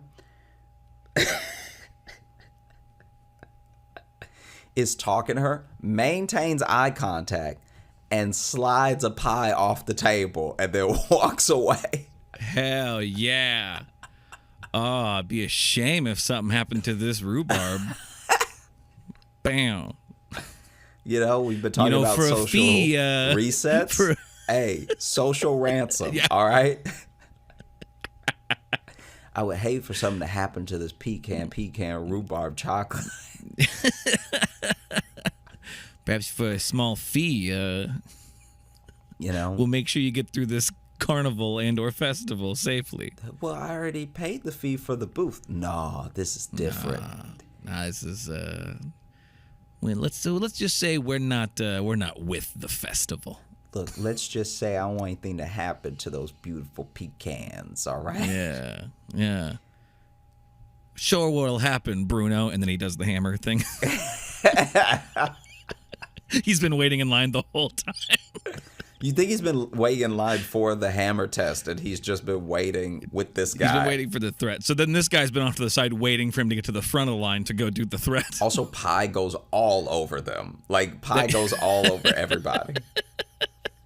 But yeah, she just slowly, and the way okay, this is like a cat. This is the other disrespect about it. She slid it off so slowly that the other lady could have saved it. Like, she maintained eye contact, but her hand is like, and then she's whispering. She's like, rhubarb, pecan. It's still on the table when it's here. Like she didn't pick one that was at the edge of the table. She slid a pie from like the middle of the table. She had to take a step She had to do a little like traffic jam with the she the had pies. to take a step to slide this pie all the way off the table. Did the pie lady just not notice that she was pushing it? I think the pie lady was getting so pissed that she was just like, you ever get so mad that you don't She was react? just tunnel vision. Yeah, she was just tunnel vision. Like, and it just, what I'd like to believe they were whispering is just like, I'm going to slide this pie off the table. I'm going to slide it right off the table. Oh, you better not do that. Oh, Don't do that. I am going to do that because I don't like you and I don't respect You let go of my pie. and I don't Let go like of my pie. pie. And I don't like You what don't do you that. do with your life. How dare you? My All right. pie's so good. My And Why now don't do it's it. off Oh. the table. Now it's off the table. I didn't want you to do that. Now there's grass in your pecans. Enjoy. Finally, another ingredient. Enjoy your ant pie. Bitch. It's ironic because I'm the pie ant. Yeah, but then also she took a second to like clearly was gathering herself, which I did feel a little bit bad about because as annoying as she was yelling, it was like, well, now this person's just devastated, right? Right. And then takes a minute to gather herself and then starts like yelling again with the, pecan, rhubarb, like all the stuff. But But just with tears running down her face. but the pie is Yeah, still rhubarb. on the ground. And she just never picked it up because I guess she felt like it would have been too much of a step down to pick up the pie. What are you gonna do with that? You know? What are you gonna do with that? Then you gotta find a garbage can or something, or you can't have a fucked up pie sitting on your table. Yeah. So I think the best course of action is to pretend like it didn't happen. Yeah. Pecan, rhubarb, grass. Pecan, rhubarb, ground. Yeah. Also speaking. Oh, that one's not for sale. That one's not for sale unless you're that bitch Heather. I'll sell it to her for free. It's like, well, it's Yeah. not really a sale then. That's a gift, I think, what you just Oh, it won't feel like a gift. She wants to put my pie on the ground. She can join my pies on the ground. She can have a little bit of that dirt flavor with some of that pecan. I mean, if she's the one that put it on the ground, she probably doesn't want it. It sounds like you don't know what to do with this. No, You've never she been gonna threatened love before. it. All right, she's gonna love the pecan. She's gonna love Now the you dirt. think she's gonna like it? Interesting. Yeah, because just burst out into tears. You ever been in a fight before? I just wish I knew the backstory. It's just two middle-aged women that were like having words very quietly, but then what an alpha move. Did you see where the other lady came from? Did she come from a different booth? No, but I saw her later behind like a squirt gun booth.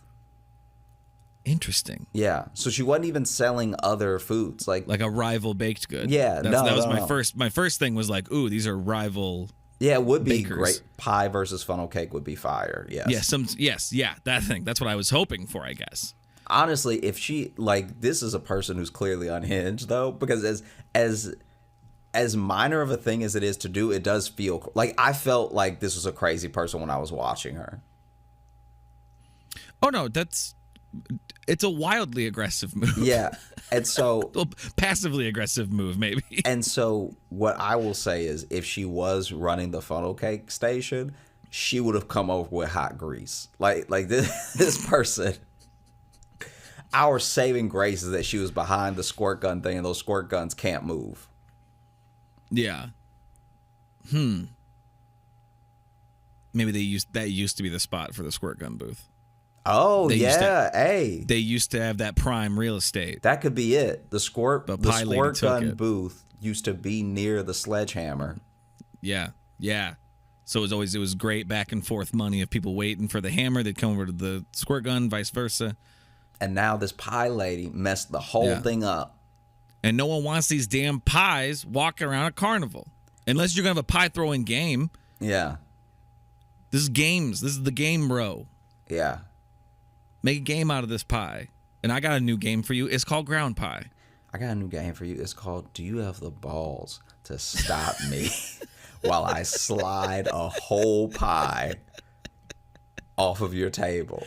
Because also, look, this is the other thing, and I don't know this woman's situation. I really don't. So I can only make fun of it so much because I'm sure there's a logical, maybe she had a van full of pies, but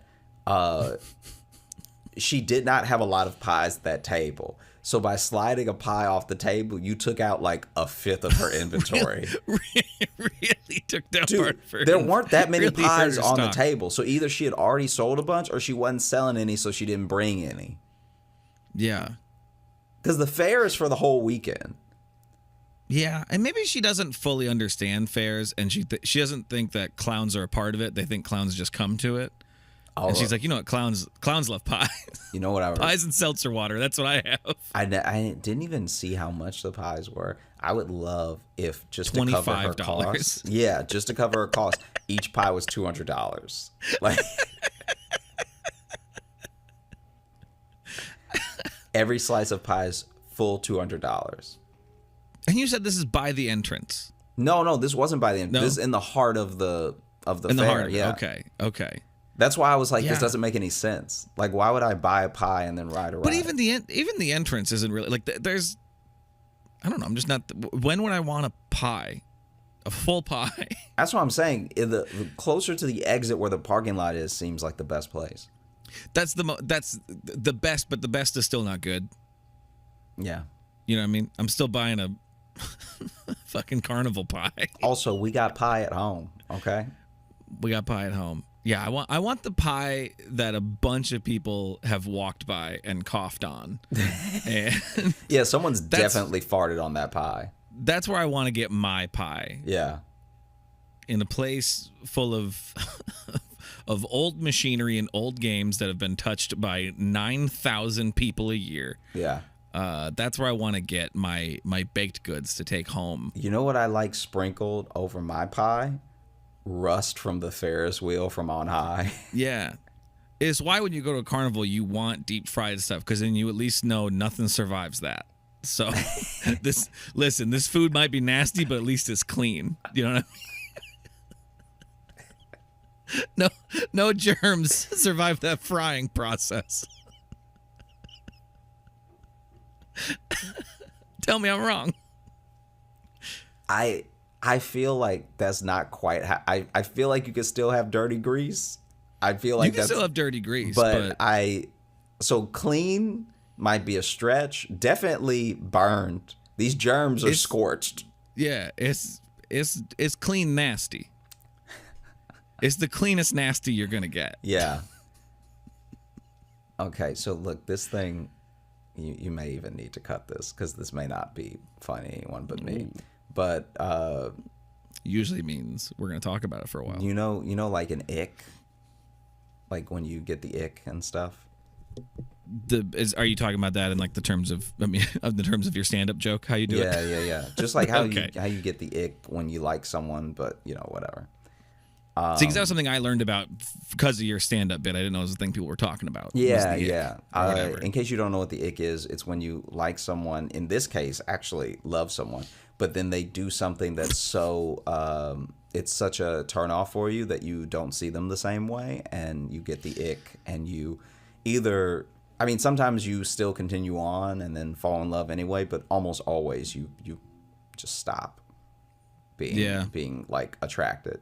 That's why it usually happens on the early end, because once you love someone, it's very hard to get an ick that is, because an ick is also innocuous. It's not like something obviously horrible and huge, Right. you know?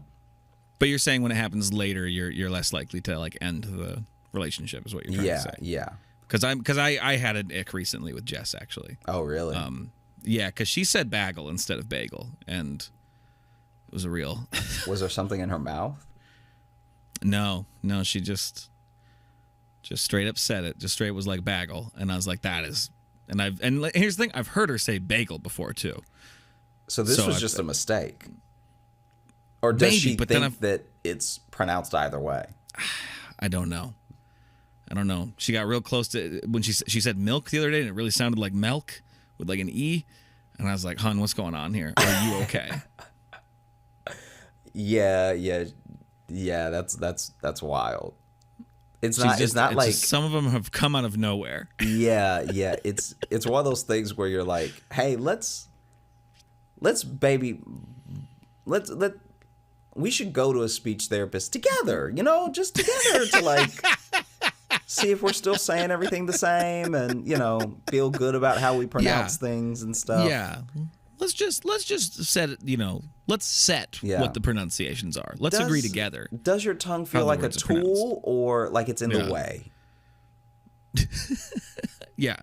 Yeah, you feel, is there a lot of turmoil going on in there? I just want to know. Because we can sort that out. Yeah. I don't know. That was just a joke. That's not like an ick, but it's you say your mic. Yeah. Or did you hit the table? No, I hit the mic with my hand pretty hard as I was trying to discreetly move. Well, it wasn't that discreet because you went, ow. Yeah, I just had to let it out. So I was trying to be discreet about it, so I looked you in the eye and said, ow. So I was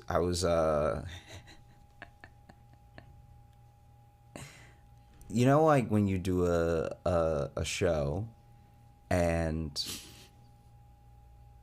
like when you do a show and the audience is like just tipsy enough where they're not fully making sense. Even when you ask more questions, it's not getting any better. Yeah. So I just asked this random couple what their ick was, right? And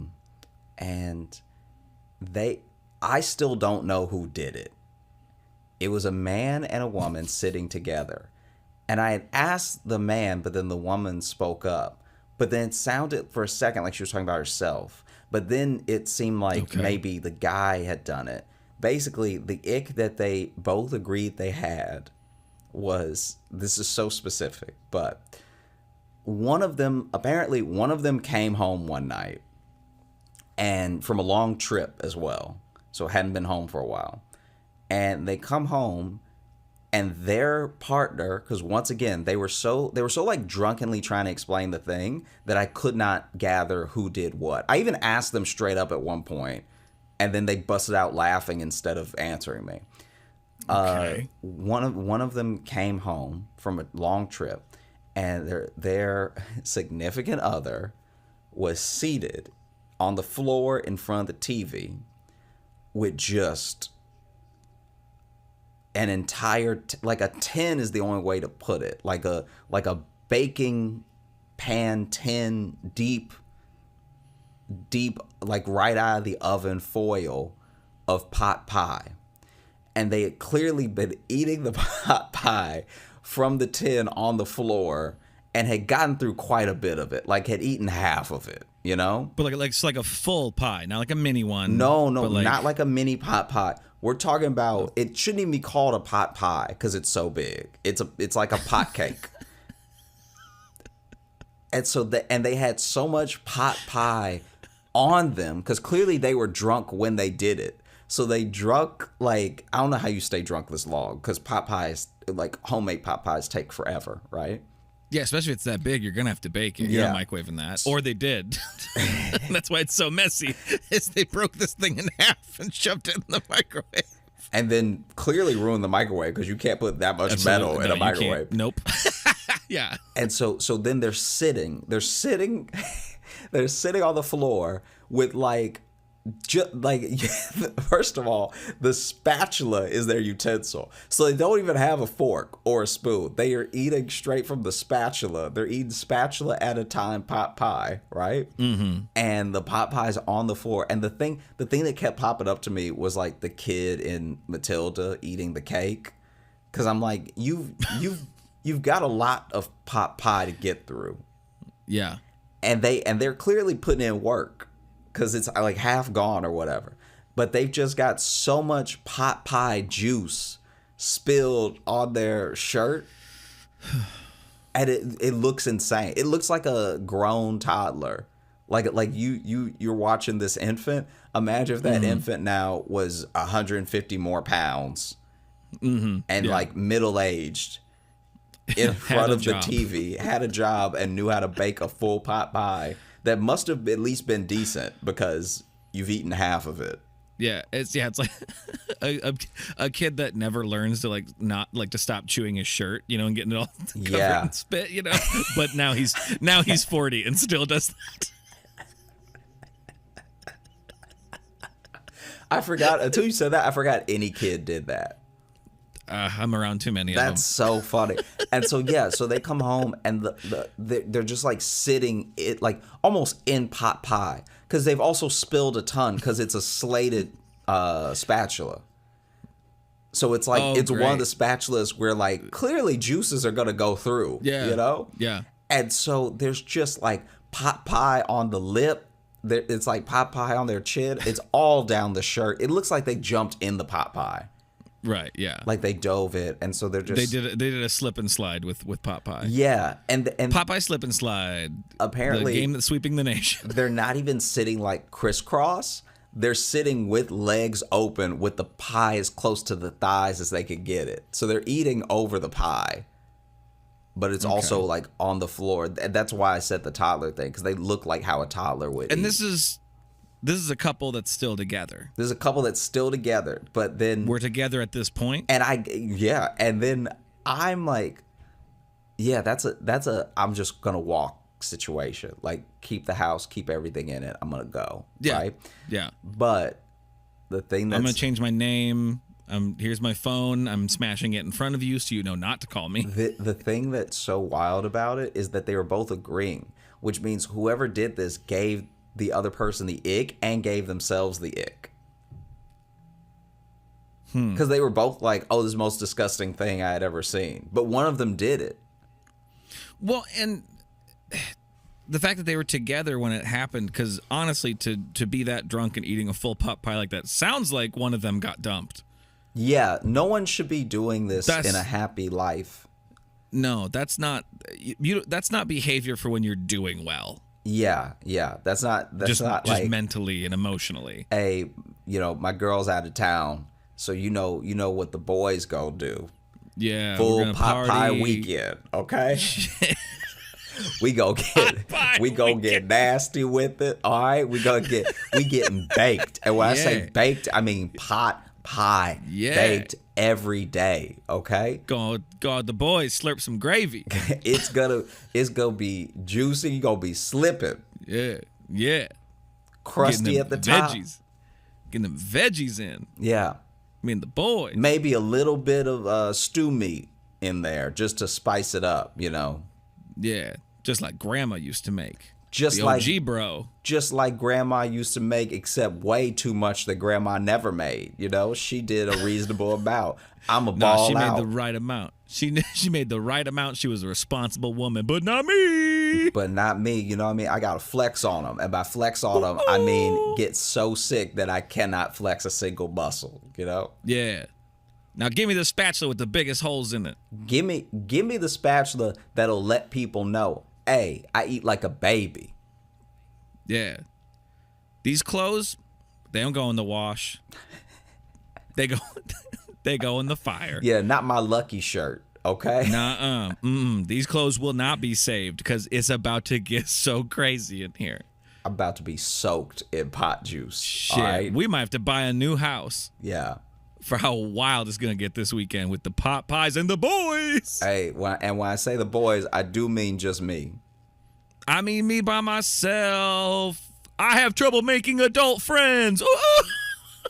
Also, pie. Also, we have a carpet, so this living room will be ruined, okay?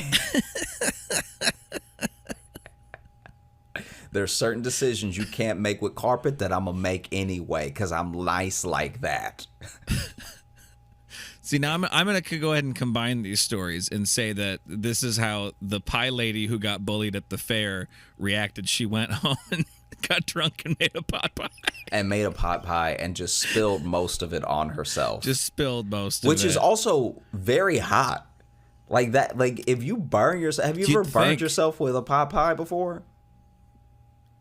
Sure. I mean, I burned myself with many food. Well, this is my memory. This is why I'm this person is living foul is because when I was little, one of the first things that I used the oven for, because it was a big deal that I was using the oven when I was a little kid, because for so long I was told not to touch it. And then finally they were like, you're old enough that if you want something that gets made in the oven, you can put it in. You just have to follow the instructions. And so I remember, this is so insane. I remember wanting a pot pie. I think I was at my grandma's house. I wanted a pot pie, and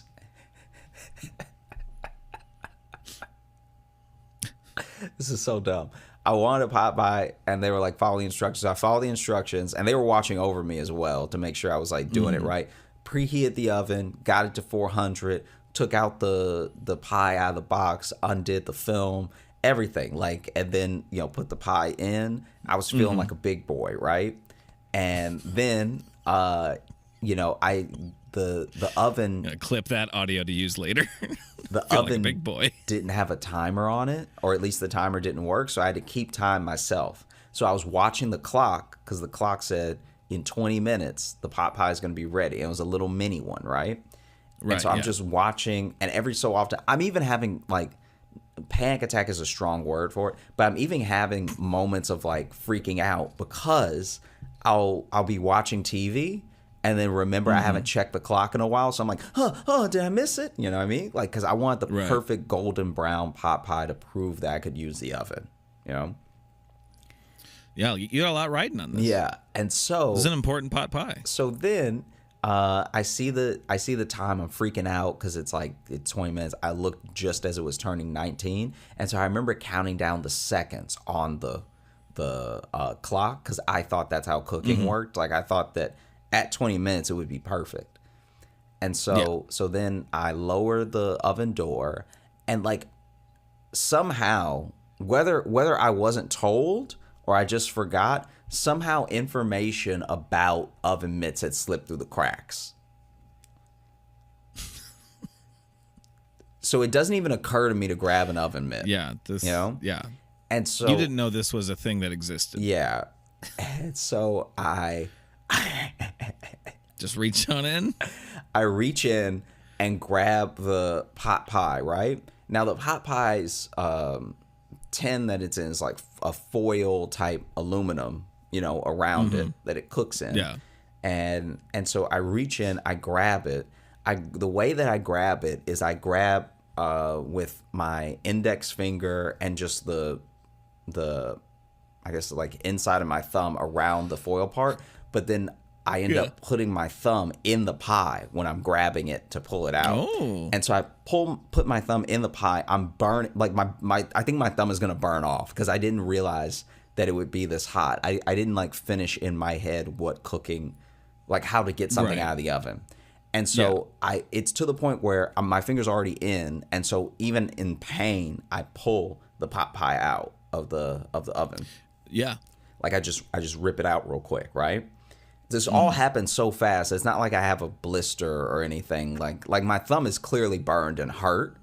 And I want to cry because I'm little, but I also don't want to give away that I've made such like an insane mistake. Like as soon as my thumb is in the pie, I realize I've done something horribly wrong. You know this is going to affect your final score. It's going to affect my ability to use the oven, which is also going to affect the snacks that I get. Because sometimes I want something and my grandma didn't feel like making it or didn't feel, you know, so if I can do something myself, I can have it whenever I want. This is a big moment in your life. You're leveling up as a big boy. And so my thumb goes in the piping hot pie, right? That's how I know it's Jack done. Hornered yourself. Is because steam is shooting between my thumb and the pie. And so I rip the pie out. I like set the pie down on the oven door that's all like all the way down. I then realized this is what oven mitts are for. And so I grab the oven mitts and then, you know, grab the pie, put it on the counter and everything. Am nursing my thumb. And I like this was so devastating. I'm eating the pie later, like I let it cool for a sec because I'm like really hurt. I'm like sitting there like, ooh, and I'm trying to hide it as well because I just don't want anybody to know how badly I messed up, you know? Yeah. And so I'm like really like nursing, but like I'm trying to not let my thumb touch anything while not showing it's hurt. And so then it's time to eat the pie, but I burn the thumb that I eat with normally. So I eat a lot with my left hand. And so I burned my left thumb. The thumb that you eat with, though, makes it sound like you just dip your thumb into things. Oh, yeah. That's how just stab food with my thumb and then into my mouth. Yeah, instead of counting calories, I just eat a thumbful at a time. And then, 100 thumbs and you're full. I eat 100 thumbs a day. And so then I can't now grab the fork because this thumb hurts so bad that I can't like grab the fork and eat the pot pie. And so I use my right hand, which I'm like a left-handed person. And so I am completely missing my mouth. You think eating was an ambidextrous thing? And is for me, it's just clearly not. So I am missing my mouth and burning my lip with hot pot pie because because I'm just using the wrong hand. Like in a weird way, I don't even know how to hold the fork. No, I know, and the problem is too is it's high stakes. You got high stakes to suddenly be ambidextrous because not only are you trying to show you're a big boy, but what you're wielding is hot. Yeah. And hot and messy. So it's like this is a lot. This is a lot on a little guy. So I've got one thumb in the air just to cool, right? And then I've got my other thumb on the fork, and I'm just it's crazy. I actually feel like I was in an accident or something. I'm relearning to use my limbs because I've never even tried to eat with my right hand before. Yeah, definitely the same thing. No, I'm just saying it's like because I'm trying to eat with my right hand for the first time and hold a fork, right. It's like not even occurring to me how to do it. Like it's genuinely I have to think about how I would do it with my left, try to mirror it with my right hand, stab the pie, lift it up, and not like fling it into my own face. Right. Yeah. Because the crust is super hard. Mm-hmm. Like if it was just already all broken off, then maybe I'd have a better chance. But the crust is also hard, so I'm not even aware of how much pressure to put on the fork. Like all this is going through my head because I'm like still trying to hide that my thumb is red, by the way. Like probably quite burned. Yeah, actually. Yeah. So I don't have a blister, but my thumb is like it doesn't look like my thumb, you know? Yeah. Yeah. And yeah, no, it was terrible. Some pot pie trauma. Yeah, that you had there. Because then the worst part is that I did all that of like thinking about like calm down, PTSD, accept pot pie the stress pain. disorder. Yeah, accept the pain. Know that you can use your right hand to eat. Don't freak out. Yes. All right, this is possible. Turns out a lot of people do it. A lot of people use their right hand for eating. And so then I remember I finally got like a respectable forkful of pot pie, right? Some peas, some carrots, a little bit of meat. I was doing it all. And then when I went to put it in my mouth, it burned my tongue. And I was like, I think I'm done for the day. Like I You just walk into your mom, just be like, I should not be trusted with the oven. I'm not ready for the oven. Also, I may need all the doctors because my thumb feels ruined. Yes. I don't know if you can see my thumb bubbling. But that is part of why I think I should not be trusted with the oven. Thank you for this experience. Which I'm sure was really thanks. just to give you a break. Yeah. I'm sure you saw this as a way to do less for me and for me to be more independent. And I'm going to let you know now that no. Yeah. Just going to let you know that I'm going to say no. I'm also going to throw out there that after the thumb thing, I put a Band-Aid on it because in my head, all Band-Aids made things better. Well, that's just child logic. Yeah, a Band-Aid will fix it. But because now, at least when my finger was in the air, I like nothing was touching it, whatever. Now with a Band-Aid on, it's constantly being touched. Yeah. Like now, anytime I move my hand, I'm like, yeah. Yeah, if you put a Band-Aid on it, you feel the blister grow. Yeah, yeah. Like you feel it actually from beginning to end be created. This Band-Aid is getting tight. Yeah. Wow, this was wasn't expecting so much pie drama for this episode, but that's what happens. Hey, real quick before we go, should we open up the mailbag? Yeah, let's do it.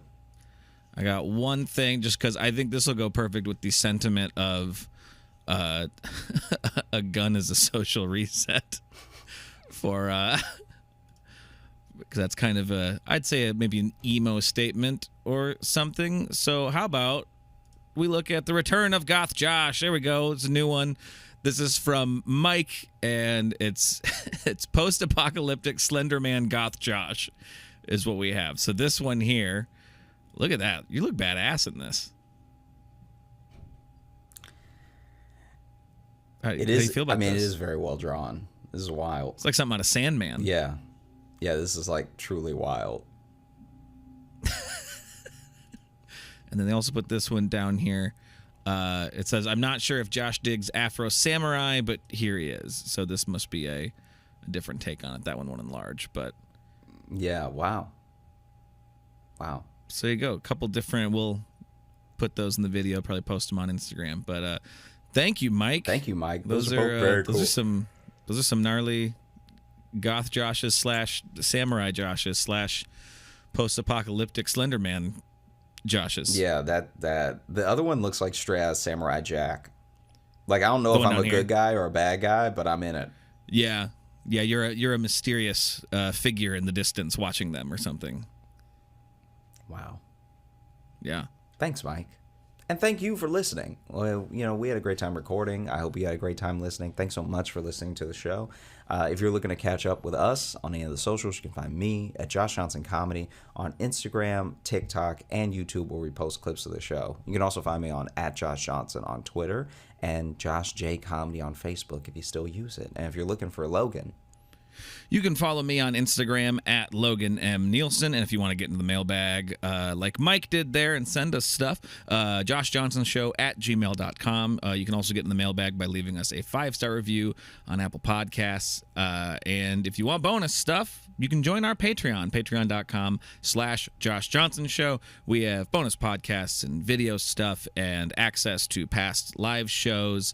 And speaking of live shows, we have one coming up October 16th. It's a Sunday at 6 p.m. Eastern time. We are doing another one. I can tell you right now, I already plan for that one since it's our October live show. The teased several times throughout the show, the creepy ass dolls that Jess has in our house are probably going to make an appearance at this coming live show, much to mine and Josh's chagrin. Chagrin's one way to put it. We hope you join us for the virtual live, but also that you have a great rest of the day into your weekend. All right? Hey, thanks so much for watching. Please like and subscribe. It really supports the channel. Hit the bell notification because apparently it's the only way YouTube will tell you that something happened. And just tell a friend. That's the biggest thing you could do. Just tell one person in your life that you like, maybe you don't like, that this video happened to you. We release the podcast every Thursday on all the podcast apps, so you should find us there and subscribe on those and comment and leave reviews and whatever on all of them. And also, if you want bonus stuff, you can join our Patreon, patreon.com/JoshJohnsonShow. We have bonus podcasts and videos and stuff there, and we'd love to see you.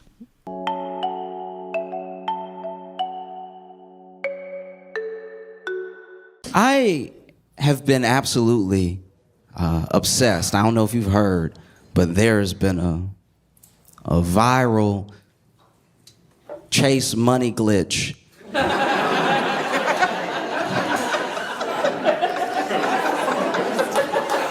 Okay, if you haven't seen it, basically someone on TikTok said that there was a money glitch at Chase where if you deposit a check for a large amount, an amount you don't have, it will let you withdraw the full amount that you just made up, right? And that is just check fraud. That's actually the plainest fraud you can do. To walk up to an ATM and be like, I'd like to lie, please. That's not legal at all. And so I saw the TikTok and I was like, uh-oh, I hope nobody does this. I hope nobody does. I hope not a single person does this. I hope no one does it because it's the worst type of fraud you can do. I hope nobody does this at all. And then I went to Twitter and 6,000 people had done it. Like, in the time that I saw it, there were already people who were like, yo, we out here living. And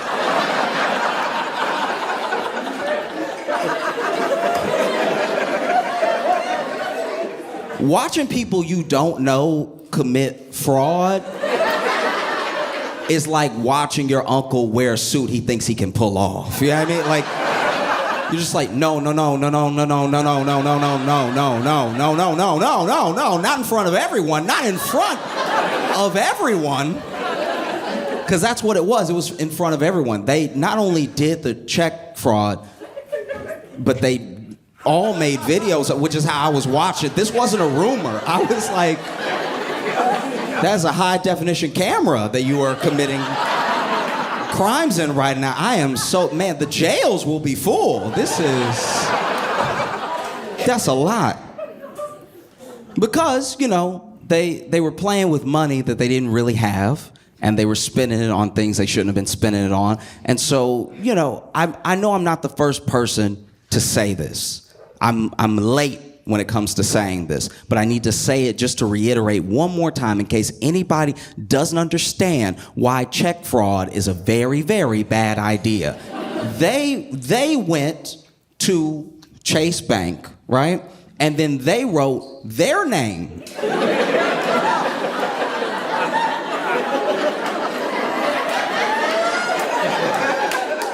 all over a check. And then they went to their bank, which was Chase Bank, with their name on that check, and then put that fake money into their account, which your bank account has every number that makes you identifiable. Like, your bank has your address. It has your social security number. It has the numbers of places you used to live. Like, they have so much information about you. Chase might as well just go to the police station and be like, we need to make a few printouts.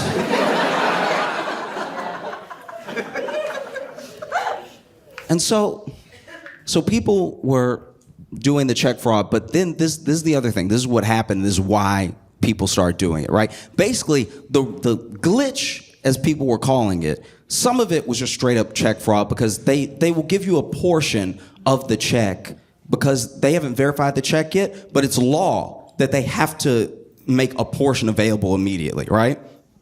And so there was a mistake for maybe, who knows, 10 minutes, an hour, where someone put in a check and it gave them the full amount immediately. It did not do that for most people. Most people got a portion. So when you see them throwing money, they definitely had to pick it up right after. Like, it's like...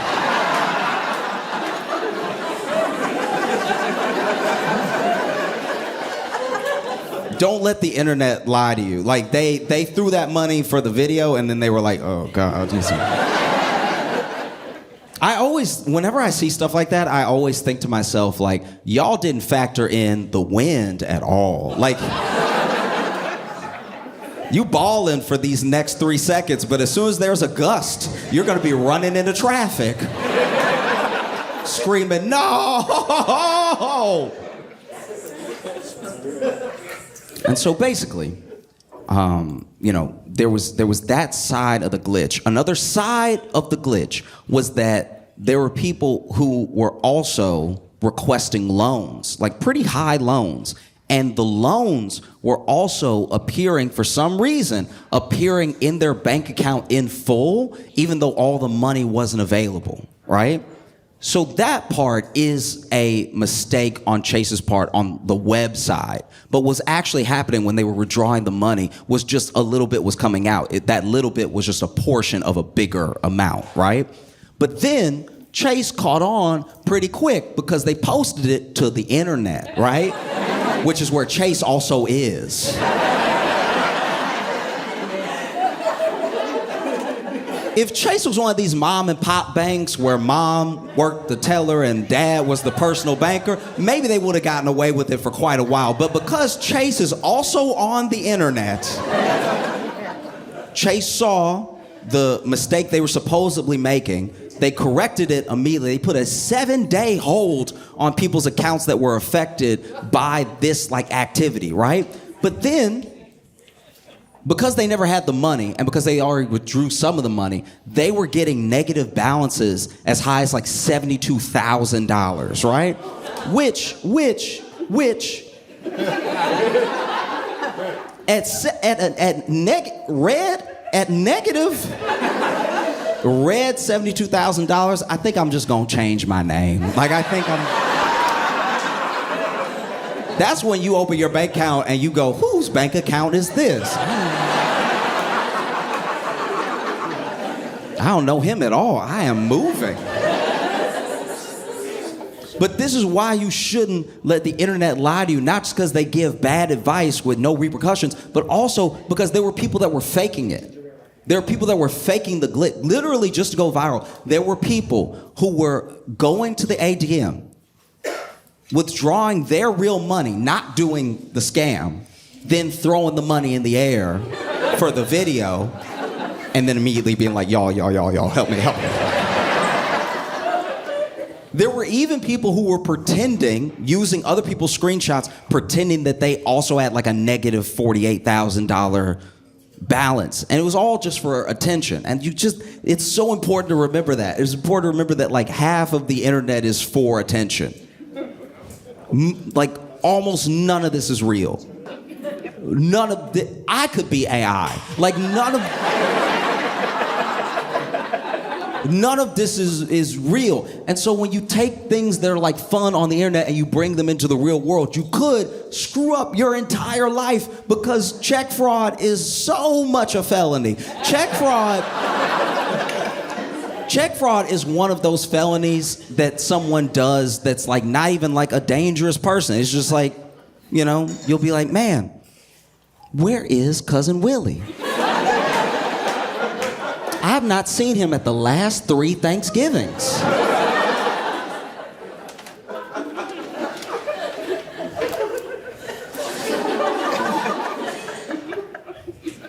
And then your grandma go, okay, so Willie, he got into a little bit of trouble at Bank of America. It was a misunderstanding with because grandmas always try to make you seem like less of a criminal. Like grandma, you commit a crime and grandma be like, he had an accident.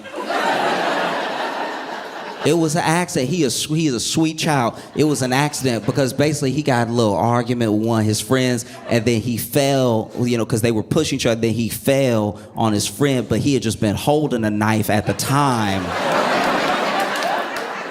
That's why we praying for him to get out, because I know his spirit. I know my baby, and my baby would never stab someone to death. My baby, how the police know he wasn't trying to get the knife out? You know what I mean?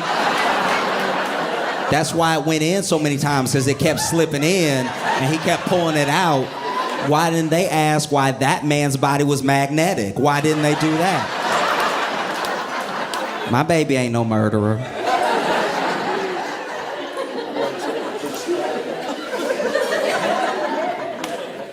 You do check fraud. Your grandma's like, that's not even his handwriting.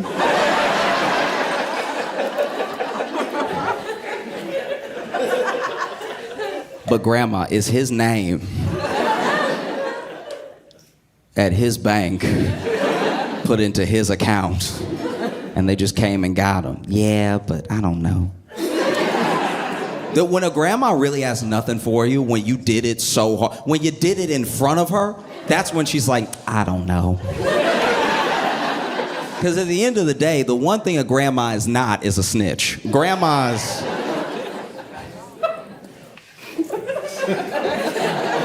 Okay. All right. So back in the day, I grew up in Louisiana, right? And back in the day,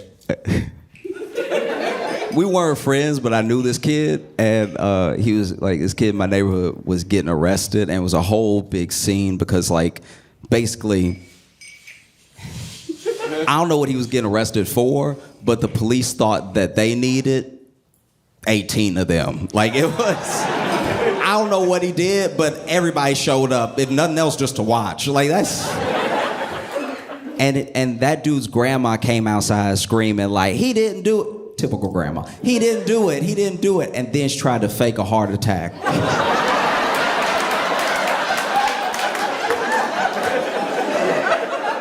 I was like, damn, Grandma G right here.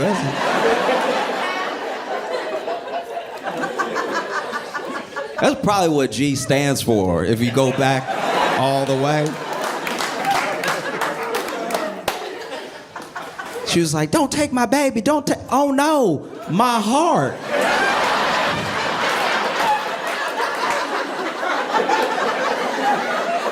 And you could tell she was faking it too because she like really planned the fall. Like the fall, because she knew she couldn't just fall however she wanted to fall. She may never get up again. So she was in her little nightgown and everything, looking for a soft spot on the ground. Oh no, not my baby, my heart. Ugh.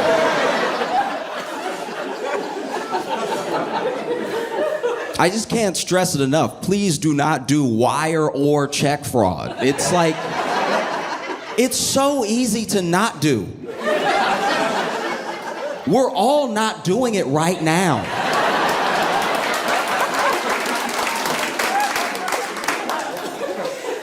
And I don't want to, look, I'm not coming from some holier than thou place either. I understand crime.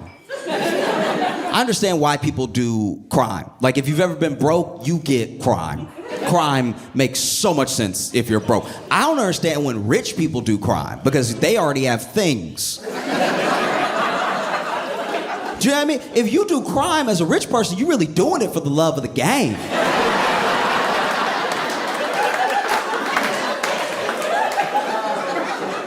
If you are a multi-millionaire and you embezzle hundreds of thousands of dollars, you're doing it for chips. Like, this isn't... You just felt like being bad or something, trying to spice up your life. A poor person doing a crime makes so much sense. I don't have anything. I don't have anything. That's a thing. I'd like to have it. Simple math, you know? I've been hungry. You hungry? Man, I wish I had something to eat. But on this planet, in this country, we trade money for things to eat. And I don't have any of that, so I guess I just won't eat. And then you don't eat for long enough that you're like, damn, the food is right there. You know what? Today's the day. I'm gonna do a crime. And then you grab an apple or something, and then, you know, grocer sees you, and you try to run, but you can't because you don't have any energy. So you get caught, and it's all very sad because you get charged with theft, but you took it because you were hungry. Like, crime when you're broke makes sense, you know? We don't like it, but it's true. It just does.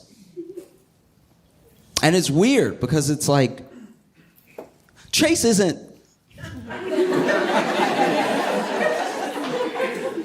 Chase...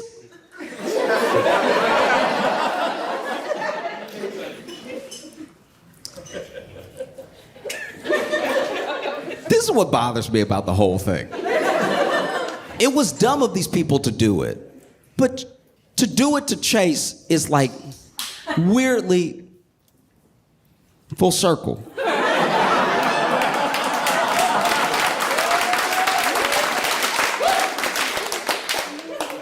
Chase got bailed out in 2008 for about $12 billion. And they needed those $12 billion because they were playing with money that wasn't theirs, and they were... They made the video, it just didn't go viral, you know what I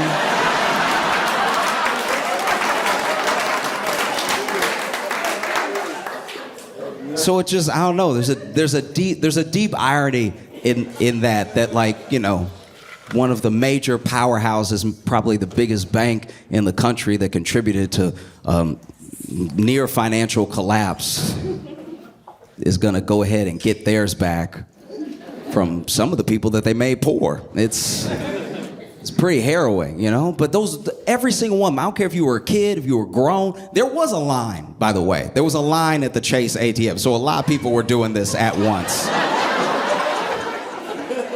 There was such a long line. Okay, I didn't know about the scam until late. I am late when it comes to everybody doing this. It's already over, and Chase has, like, settled it, and they're probably gonna go get their money back. But I was in line one of the days,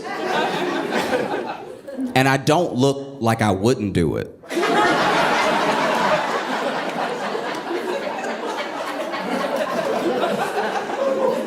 I'm standing in line like, come on now. Line's never been this long before. That guy's throwing money. That's irresponsible.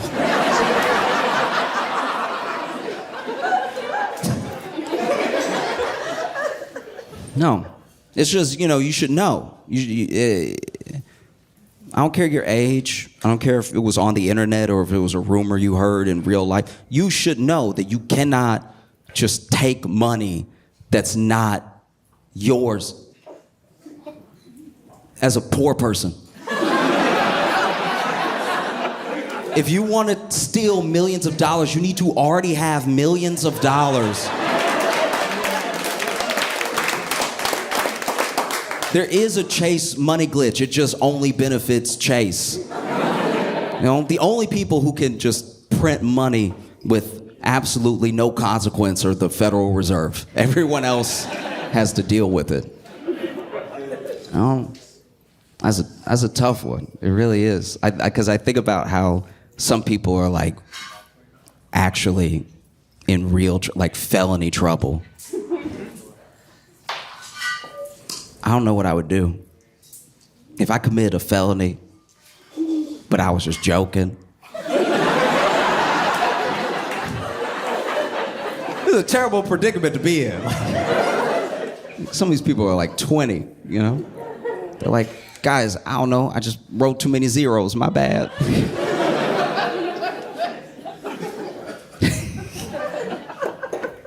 The only one of these scams that I really thought was like funny and was really rooting for the people on was that DoorDash one.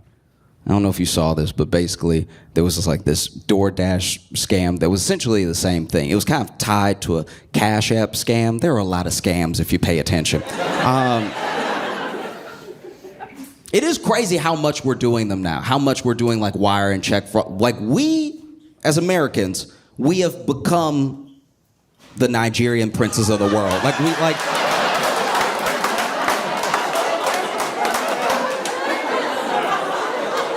Because I know Nigerians. I know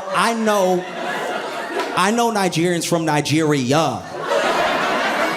And they are like, what is happening over there? Do you need us to send you something? Y'all are down bad as a people and as a country. This is hard to watch. But basically, there was like a DoorDash scam / Cash App scam where basically Cash App was letting you, it was basically letting you have a balance without pulling it from your bank. So then people were saying that they had enormous amounts of money, right? But then weren't able to pull it out. Like they weren't able to transfer this imaginary money to their bank. Thank God they weren't able to do wire fraud, but like they weren't able to send it. But what they could do is, as long as a full transaction was online and they linked it somewhere else, they could pay for things online with this fake money, right? And so what a lot of people would do was use their Cash App fake money to get stuff on DoorDash, which feels like the most fulfilling of the scams, because like, you can make me pay back money, but you can't take the burritos out of me.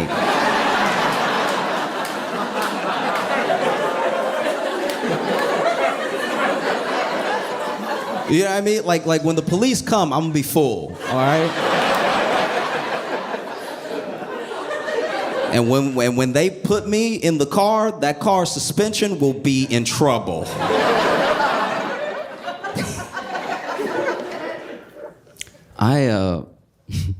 I had the opportunity not too long ago to really be a hero. Like, you know, you don't know when your hero moments are gonna come. They just show up, and then you act like the person you are in that moment. And I had the opportunity to be a hero, and I didn't take it.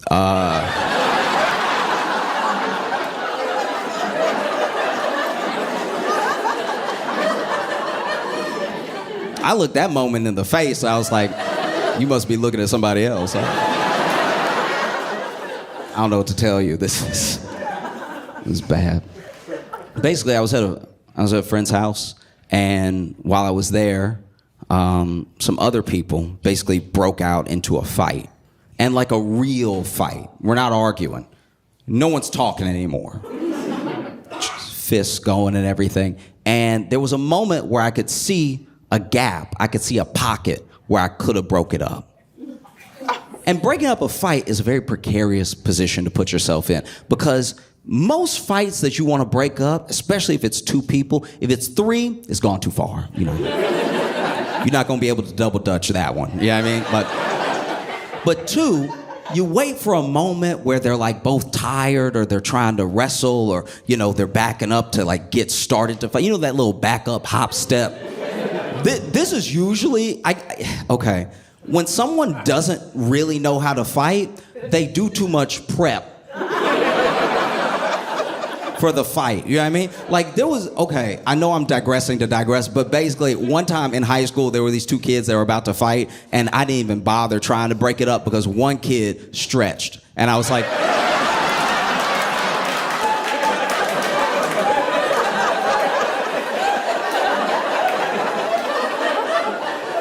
nobody that's really about to beat you down goes, oh, okay, you about to get it.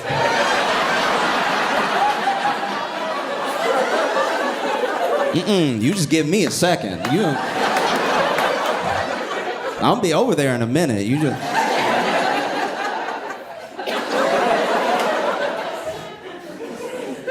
And so, said all that to say that, you know, there was this moment where they were backing up, and one of them, you could tell he couldn't really fight because his hop, when he was backing up to prep, looked weird, right? Because he didn't hop like, you know, like if somebody can really box, or if they've got like some movement, some footwork, they have the little hop. This dude went, okay, then here it is then.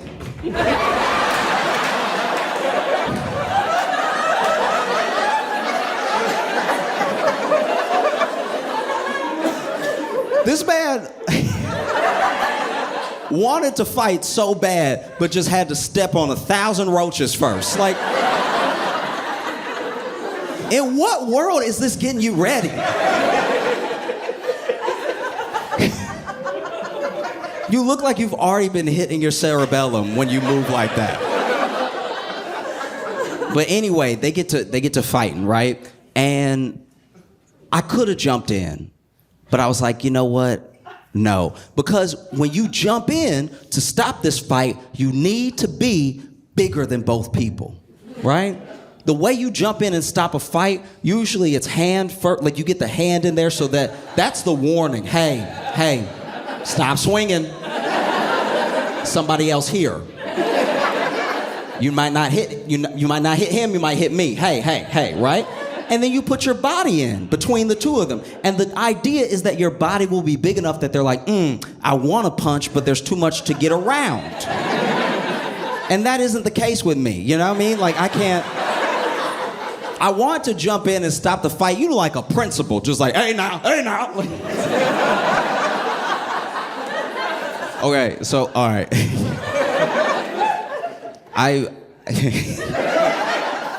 I did see, okay, so years ago when I was in high school, I went with a friend to pick another friend up because all three of us went to different high schools, right? And so he could drive first, so he picked me up after school, and then we went to pick up our other friend. Now, our other friend was waiting outside of the school, but a fight had also, a few feet away, had also broken out at the school, and the principal did this exact thing, like, hey now, and you could tell he doesn't want to get in there because the hey nows were too frequent. Like, this man, hey now,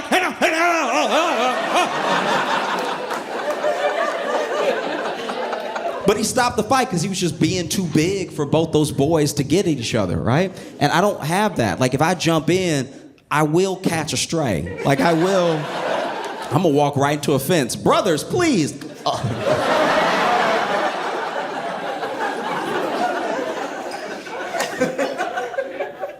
And so then the fight breaks out, and the guy that I thought couldn't fight, it turns out he can fight if he keeps the fight weird, right?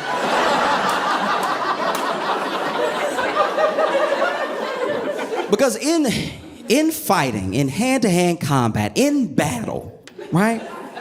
You use what you have. You use your hands, fists, elbows, knees, shins, foot, everything that you can. If you wrestle them to the ground using your weight, using leverage, there's just lots of going on with your body when it comes to a fight. But what I've never seen, and I watch fighting, I watch combat sports, I like watching boxing, I like watching kickboxing. I've seen people who can kickbox in real life in like a street fight. I've seen people who can box in real life in a street fight. I've seen people use their knees, like Muay Thai moves, elbows, all that stuff. I've never seen somebody who just grabs.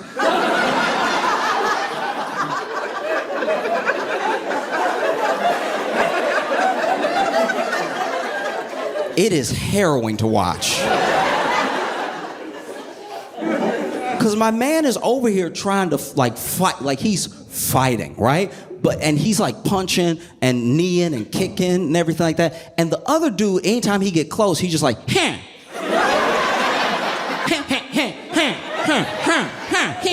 So now this dude punching while also being hella uncomfortable.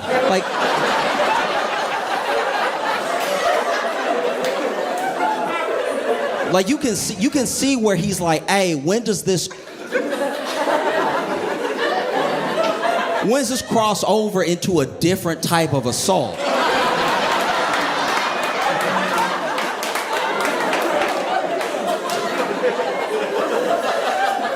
you know what I mean? Because like because at one point the dude was trying to dodge a punch and then like grab, and I think he thought he was doing kung fu. Because, you know, you've seen the movies where they're like, ha, and then like just Black Panthering you up, you know what I mean? This dude at one point went to dodge a punch, but clearly, we could all see it, clearly grabbed the inner thigh of the dude he was fighting. And you see that dude miss with his punch, but also be like,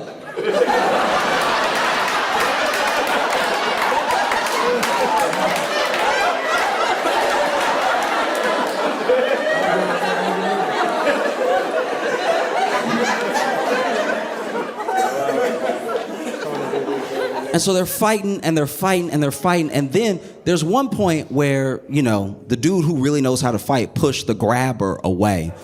Because I think he just needed a break. Imagine you beating somebody's ass and they're still like,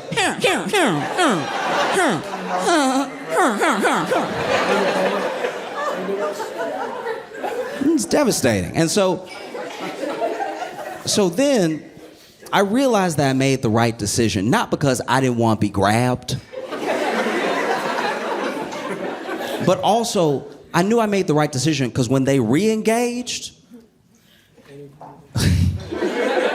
the dude who knew how to fight, okay. I shouldn't laugh, but all right. I knew I made the right decision when the dude that knew how to fight threw a microwave, right?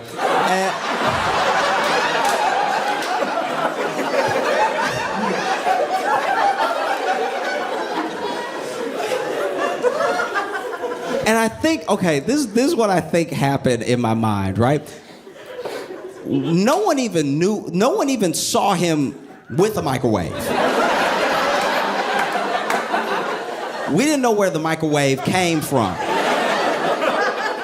You know what I mean? And I think we were distracted because when he pushed the grabber off, the grabber was ready. He was still like had energy, even though he had lumps all over him and everything. And he was just standing like, and I'm not even kidding. At one point, I guess when he thought the fight was about to kick back off, we were all looking at his hand and he went, like, And that must have been when old boy grabbed the microwave, because we were all like, it's weird. And there's a thing about when you're in hand-to-hand combat and you're losing, that's usually when someone reaches for a weapon, but the weapons normally make sense. I'm losing a fight. I'm in a home. I'm gonna grab something that's gonna give me a mechanical advantage, like a hammer or a knife. You know what I mean? Like, I love, one of my favorite things in the world, I've only seen it like twice ever, but one of my favorite things of all time is when somebody in a fight and they hit somebody with a book. Because it's literally poetic. When you hit someone with a book, it makes it feel like the book is in on the fight, right? Like if we're fighting and then I hit you with some James Baldwin, I'm giving you culture, right? I'm educating you. Somebody being dumb, you hit them with an encyclopedia. Read. You know? Somebody talking crazy, you hit them with a dictionary. You're literally giving them better words to use. But the thing about a microwave is that when it's coming at you in the air, it's all corners.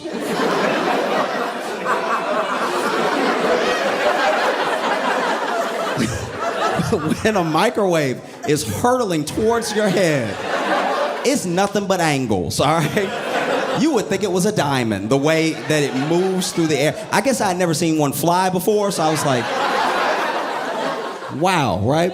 And so then, the best you can hope for, if you can't catch the microwave, if it's coming at you too fast and spinning too hard for you to dodge or stop it, is to just get hit with a flat surface, right? The best case scenario is that you get hit with a microwave that's coming at you door first, like a window. That feels like it has the most give to it. But that didn't happen at all. This dude threw the microwave at the grabber, and that dude got hit in the head with the popcorn button. And I've never seen a person shut off faster, right? Like, this dude caught a microwave in the head, and you just saw him go, like, I've never seen someone go limp that fast, right?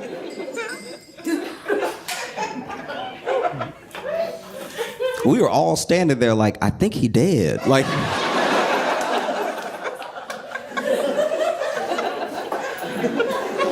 the only reason we knew he wasn't dead is that finally, after like 30 seconds, which 30 seconds when you think you're looking at a dead body is forever. That's... When you think that somehow you might go to jail too, you've been looking at that body all day. But he was clearly like down for 30 seconds, and then we just saw him be like, oh. He's fine.